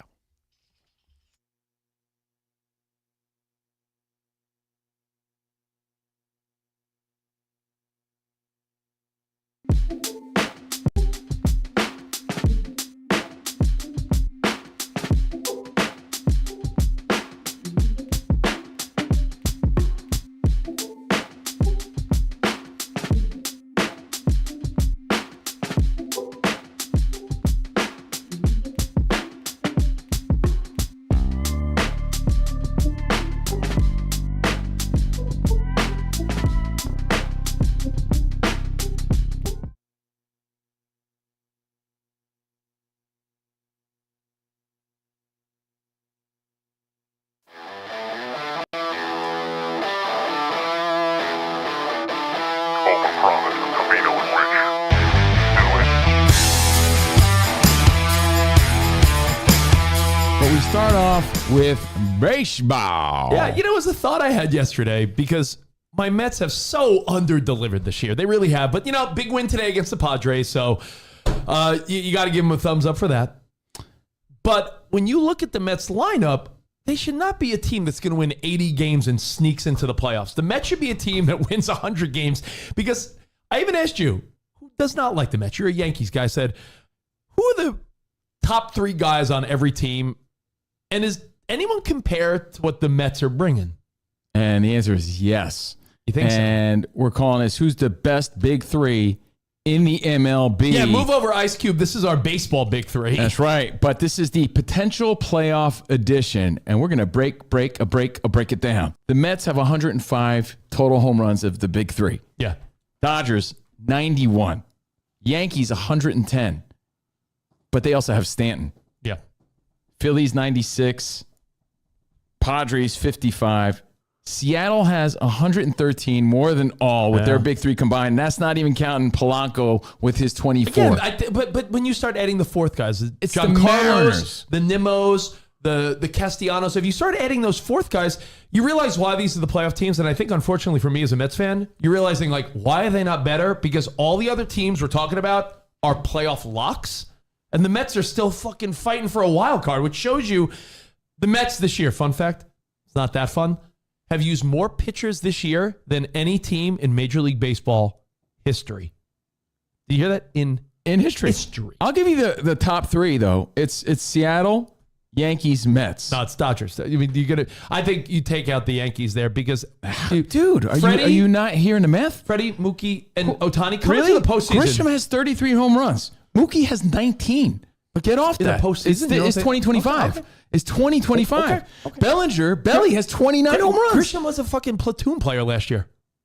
Bellinger's going to end up with 10 more home runs than Freddie Freeman. He's at over 100 RBI. All right, well, hey, it's a new year, new season. It's a new world. But it's a new love. You got to give your props to Seattle. And it really goes to show you how much pitching matters. Because if they had sweet pitching. Yeah. Again, sweet. We're talking the bats, the big 3 and the bats. The pitching's going to matter here. All these teams are stacked. And let me tell you, as we stand right now, as we do this pod, Seattle is a half a game behind Houston. So right now, Seattle's a wild card, much like the Mets. If they had better pitching, and who knows, the postseason, everything could change. But enjoy, get ready for baseball. It's going to be awesome. Well, how do you see it when it comes to big 3 in the MLB potential playoff edition? Let us know.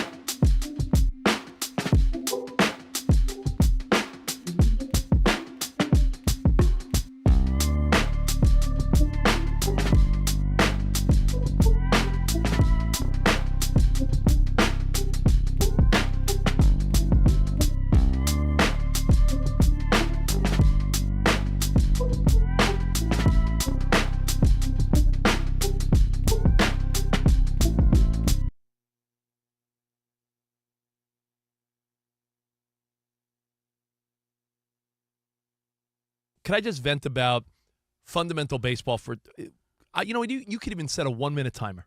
Yeah. Oh, sure. Sam, you could set a 1 minute. I really just want to vent about one thing. Is this like regular minutes or Uber minutes? All right, I have a timer ready. Should I do it? Hit a 1-minute timer. All right, so the Mets are losing 3-0 on Saturday, right? Mm-hmm. Yeah. They tie the game up in the 9th. Mm-hmm. 1 out. Okay, Nimmo strikes out. Can't put the ball in play. If he Nimmo ain't himmo. Yo, you put the ball in play, Mets win on a sac fly. Okay. Strikes out. Can't put the ball in play. Bottom of the 10th, runner on second. They get the free runner start. Hit batter. Francisco Alvarez doesn't bunt them over to second and third when the game is tied 3-3 because, quote, he's not a good bunter. Get out of my face with that. I can't comprehend how in big league baseball a guy can't, quote, be a good bunter. So he grounds into a double play. The game goes into the 11th. Mets lose. And now they are tied with the Reds. They're losing the tiebreaker, if that would be the case. So the reality is, right now, the Mets are not your third wild card. If Cincinnati and the Mets play each other equally for the final 6, Mets are out, and I hate every single thing about it. Yeah. All right. Yeah! Oh, he made it.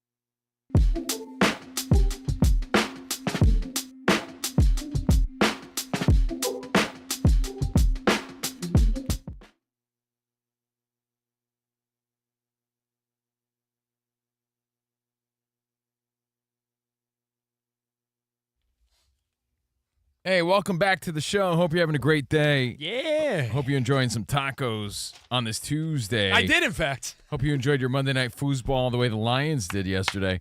Right now, Covino and Rich are live from the Fox Sports Radio studio, and the LG X Boom Grab is the portable speaker that powers your hustle from morning coffee runs to midnight rooftop hangs. Enjoy vibrant sound with up to 20 hours of playback. That's a party, man. Yeah, 20-hour party. And now save 25% at LG.com with code FALL25, FALL25. So bring the boom, X Boom. LG. And have a great fall like Humpty Dumpty. Life's good. Yeah, I hope you do have a Humpty Dumpty type of fall. You saw him wearing a flannel shirt, apple picking, having a latte. He's really living it up. Yeah. Man, have a great fall, Humpty Dumpty. And for over 40 years, Tire Rack been helping customers find those right tires for how, what, and where you drive. Ship fast and free, backed by free road hazard protection, convenient installation options. Just go to TireRack.com, the way tire buying should be.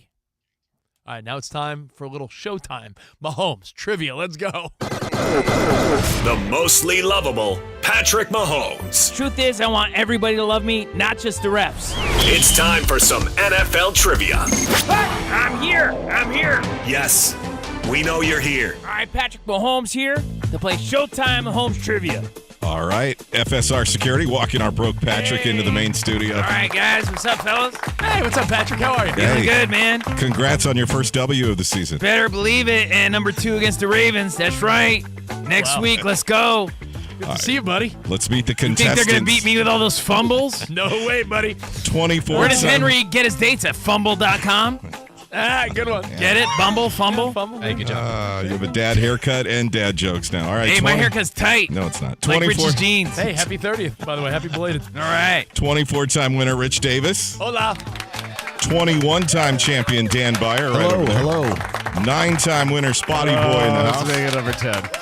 And looking to win a CNR Nerf football, an IOU for one at least, on the studio lines. All right, Byer, would you love to travel to beautiful Denver, Colorado, Kennewick, Washington, or Placerville, California? I think the leaves have turned in Denver, in the Colorado, maybe in the mountains. So let's go check out some fall foliage. I like it. Hey, to Denver. That is Sam in Denver. What up?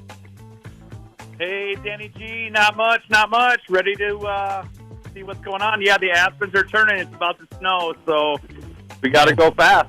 All right, Break out the hoodies. Let's go. Yeah, here we go. Rules for Showtime Mahomes NFL Trivia. The first contestant with 2 correct answers is the champ. If there's a tie, we have a tiebreaker question. Your name is your buzzer, but you do have to wait until all 3 possible answers are read. If there's 2 wrong answers in a row, we move on to the next question. Are you ready? Let's do it. Let's get it on. I'm here, Patrick Mahomes, and also be here someday. How many square feet is the Pro Football Hall of Fame in Canton? A, 118,000 square feet.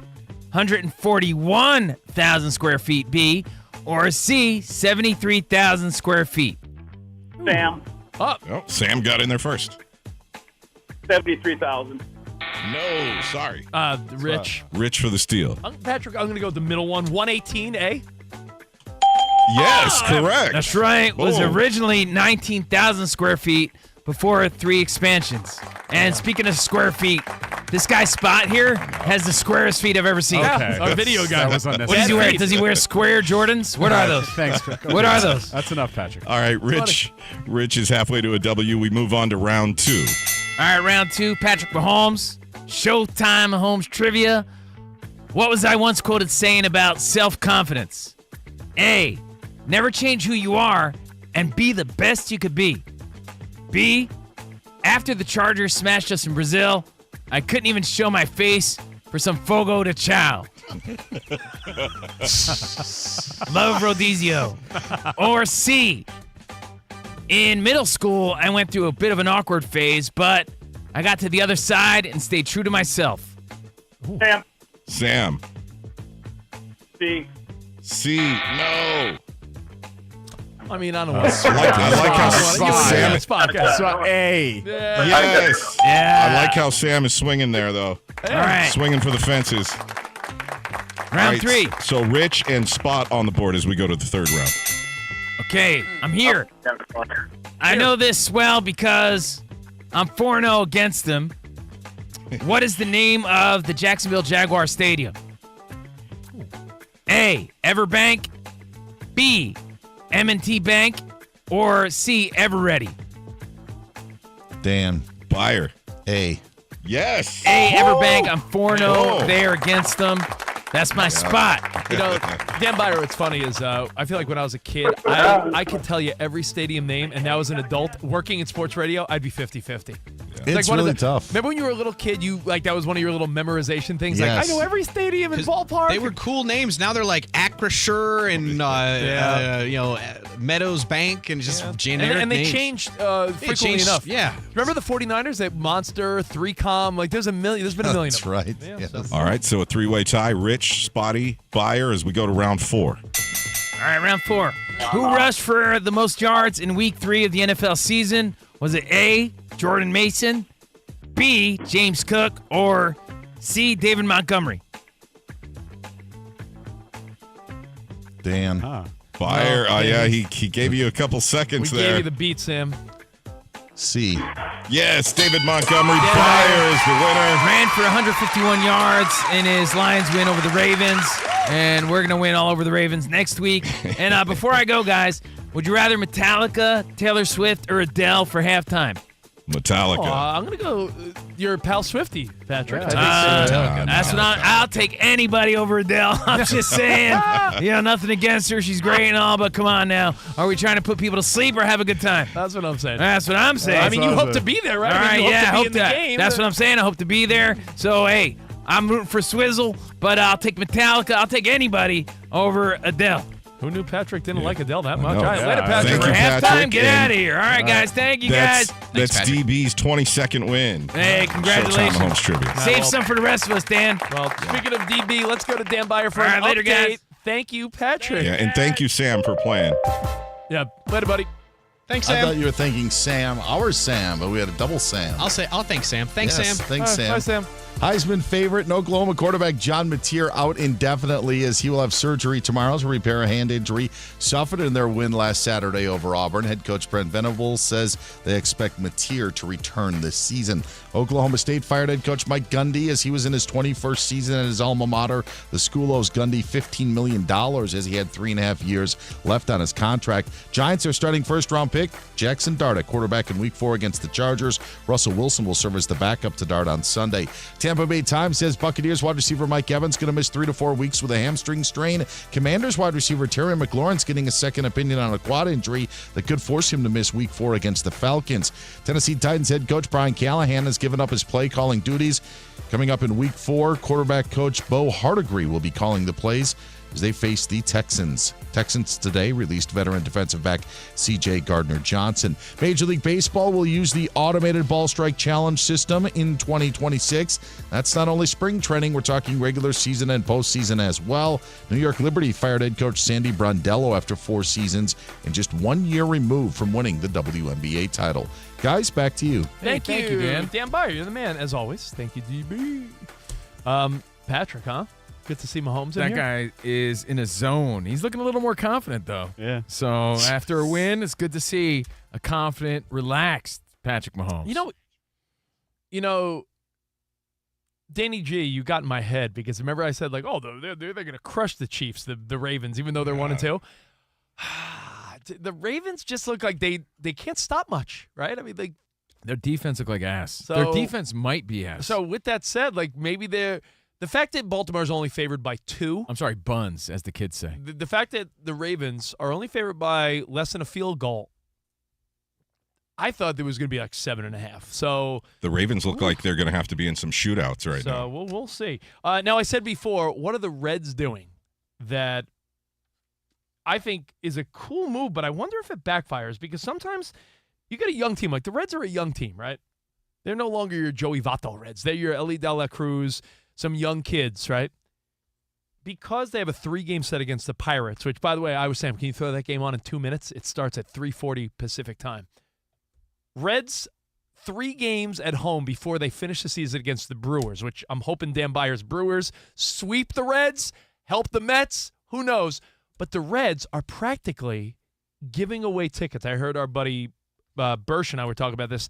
What they're trying to do, very cheap refreshments, beer, hot dogs, food, tickets. They're pretty much being like, hey, you want a ticket? $1. Just come. They want to fill up the stadium in Cincinnati to really give the Reds that fan support for 3 days because it really is. They are in the driver's seat. They are tied with the Mets. I mean, but they own the tiebreaker. That's an awesome move. What do they got to lose there? But I'm just saying, maybe they're going to make out there or what? in concessions, and they're rooting their team on. I think that's a good move. They're pretty much saying, with a week to go, and you're actually in the driver's seat ahead of the Mets. Why should we not have 50,000 people at what is that, the Great American, right? I think Cincinnati? I think that's a solid move. It just makes perfect sense. So you're going to see a pretty packed house over the next couple days in Cincinnati. And by the way, our buddy Guy hit us up in Cincinnati, and he said up until a couple weeks ago, everyone was like, yeah, who cares about the Reds? Joe Burrow, Bengals. Burrow gets hurt. The Reds get hot, and he's like, all of a sudden, for the first time this season, people are like, yeah, guys, the Reds, right? The Reds. So we'll see. In fact, that game starts right now. Reds, Pirates, and Mets, Cubbies. That happens in about 20 minutes. So good National League Baseball tonight. And, of course, the big game, Tigers, Guardians. That's right. If the Guardians win tonight, you realize they'll be tied with 5 games to go, and less than a month ago they were up like easily double digits, like weeks ago. Yeah, it changed a lot. Like I said, not to sound cliche, but it's a long season. Dude, things change quick. When one team goes 9-1 over the last 10, and the other team goes 1-9, you could flip a division real quick. So we'll get to some little more baseball and some NFL to wrap up the show next, right here, Fox Sports Radio. Yeah, well, we're on to Cincinnati.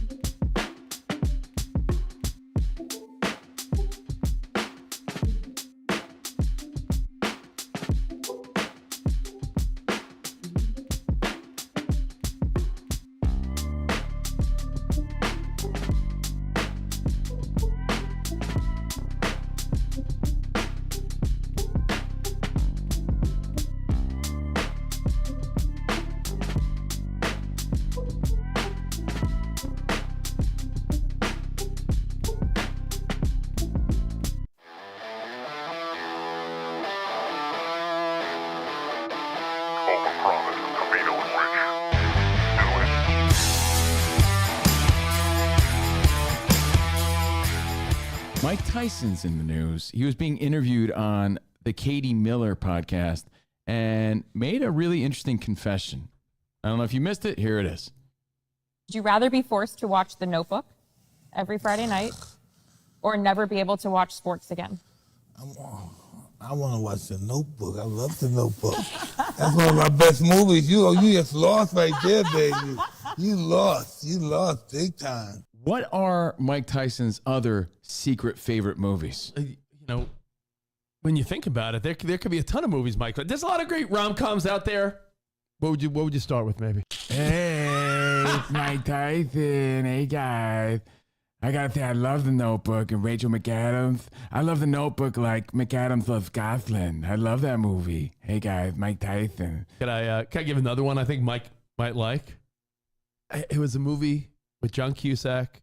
It was based in New York City. You remember Serendipity, Mike? Serendipity. I love that movie. Serendipity. John Cusack's one of my favorites. I love that. But I don't want this conversation to be self-aggrandizing. This is kind of self-aggrandizing. And I don't mean to be loquacious, but yeah, I want to talk about Sleepless in Seattle, too. Oh, that's a fantastic one. Covino's never seen it. Tom Hanks, Meg Ryan, a classic. I love Sleepless in Seattle. Covino needs to see it. Maybe we could watch it together, and then we could watch it and follow up with You've Got Mail. That's another one of my favorite Tom Hanks movies. It's a great one. It's a cinematic masterpiece. Great one. Mike, I can only imagine maybe My Best Friend's Wedding is on your list? My bad. My favorite part is when they start singing. I love a musical. I love a little song and dance. The moment I wake up, before I put on my makeup. That's my favorite part. I love it. If you're going to bring up Julia Roberts, by the way, she's a wonderful, wonderful woman. I love Notting Hill, too. It's one of my favorites. And I love Hugh Grant, too, because he likes hookers like me in the 90s. Because I like Hugh Grant. Always knew that you love the rom-coms. Thank you, Mike. And can I give a shout-out to The Vow? I like that with Channing Tatum, but The Notebook's one of my favorites. It's a good one. Classic. Enjoy the fight. Thank you, Mike. Mike Tyson, everybody. Awesome. Love that. Always a great time.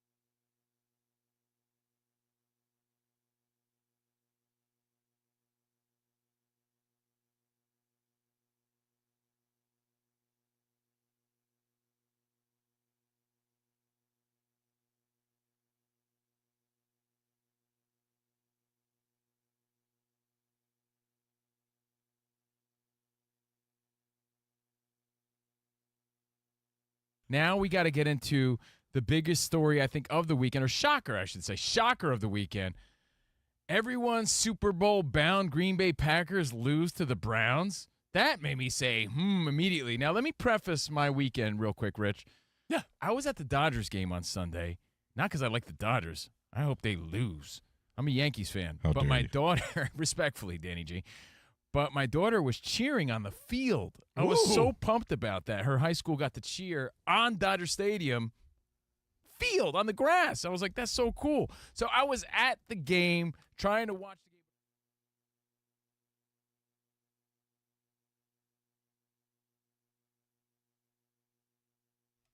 game. So $8 tickets for the Reds-Pirates game must be paying off because Reds got out of the first inning. No runs for the Pirates. Come on, Pittsburgh.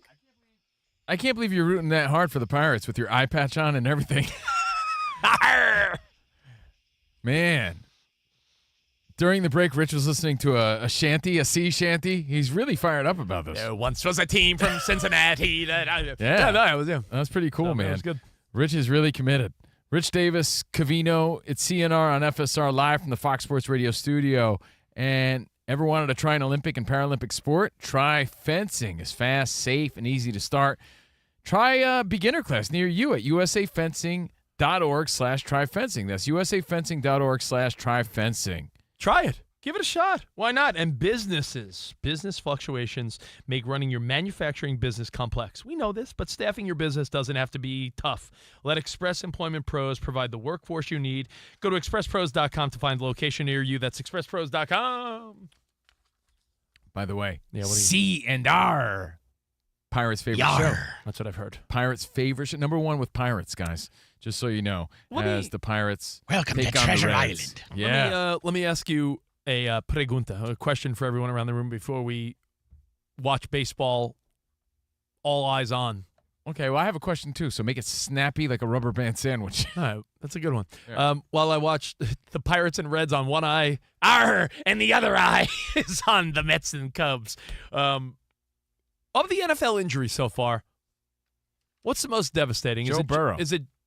Burrow is still not officially deemed out for the year. Is it James Conner and all of a sudden Arizona's out there, star running back? Is it the 49ers losing Nick Bosa? Is it CeeDee Lamb being out for like a month or so? Like, what's the... Yeah, Bosa, that hurts a lot. Is the Bosa one... Does the Bosa one take the Niners from like, ooh, maybe they could contend to... Well, they ain't going to contend without Bosa. Najee Harris with the Chargers. Najee Harris and Achilles injury? Losing your quarterback, I think Joe Burrow's pretty drastic. That could be the one. Yeah, I would say Burrow's number one on the board right now. This was the year where, they started 2-0 and then got smashed. So you were like, oh, wow, they didn't start 0-3 and have to fight back. They started smash. He's going to come back at some point, right? Like he had surgery on turf toe. Is the prognosis? You should have let me struggle, Sam. Oh, Sam, come on. Struggling. Don't you know Sam, the rules, Is the Sam? prognostication I would have struggled through that. Trust me. But I think 3 months, like we think about, all right, so what is it? End of September, end of October, November, December. Like, you think without Joe Burrow in a division with the Ravens who are going to battle back with the Steelers who, look at what Aaron Rodgers has done so far. They're 2-1 and a pretty good AFC. Do you think the Bengals are a factor even in the end of December without Burrow? I mean, first instinct, no. I feel like another wasted year for the Bengals and Burrow. And I know Danny G, saw those comparisons to Andrew Luck, right? Where it's like, is Joe Burrow this decade's Andrew Luck? Where it's like, one of the best. I mean, this guy's generational, but will it ever pan out? Yeah, he's been sacked more in the same time period. Oh, yikes. Oh, boy. My question real quick. As far as how long he's played so far. And you could answer, yeah, man, that dude, he can't avoid injuries at this point. So I feel bad for those guys. I mean, they're making a ton of money, but there are guys where, like, you saw Nick Bosa who has his third knee injury. Burrow went down again. When you see Bosa walking to the tunnel and he looks up to what probably is like his family or maybe John Lynch and he gives a thumbs down with a sad look. Yeah, that sucks. Didn't that hit you a little bit? Like, yeah, oh, man, this guy works so hard. And these are young men, and this is their career's livelihood. short, their livelihood, of course. It's it could be a season ruin. And you never quite know if you're going to get out there again or be the same, Or right? be the same, yeah, So, it's tough. Right. My question was sort of simple.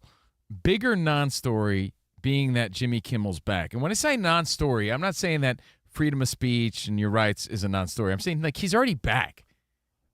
Bigger non-story, Jimmy Kimmel or torpedo bats? Oh, that's a good question. And I compare them only because it was all the buzz for a second, and then everybody moved on to the next thing. Again, we're not fighting about free speech or Trump. This isn't about politics. This is about everyone was devastated only to find out he's back already. Relax. He was never fired. He was suspended. Kimmel suspended back like 2 days later, or when everyone thought torpedo bats were the rage and the Yankees were sort of cheating and the torpedo bat. That was like the biggest story going for 3 days, and then we never talked about it again. Well, I'll say, when you say bigger non-story, I have my answer. And my answer is the torpedo bat. Because I think in a decade from now, you may put torpedo bats on a list of the biggest all-time non-stories.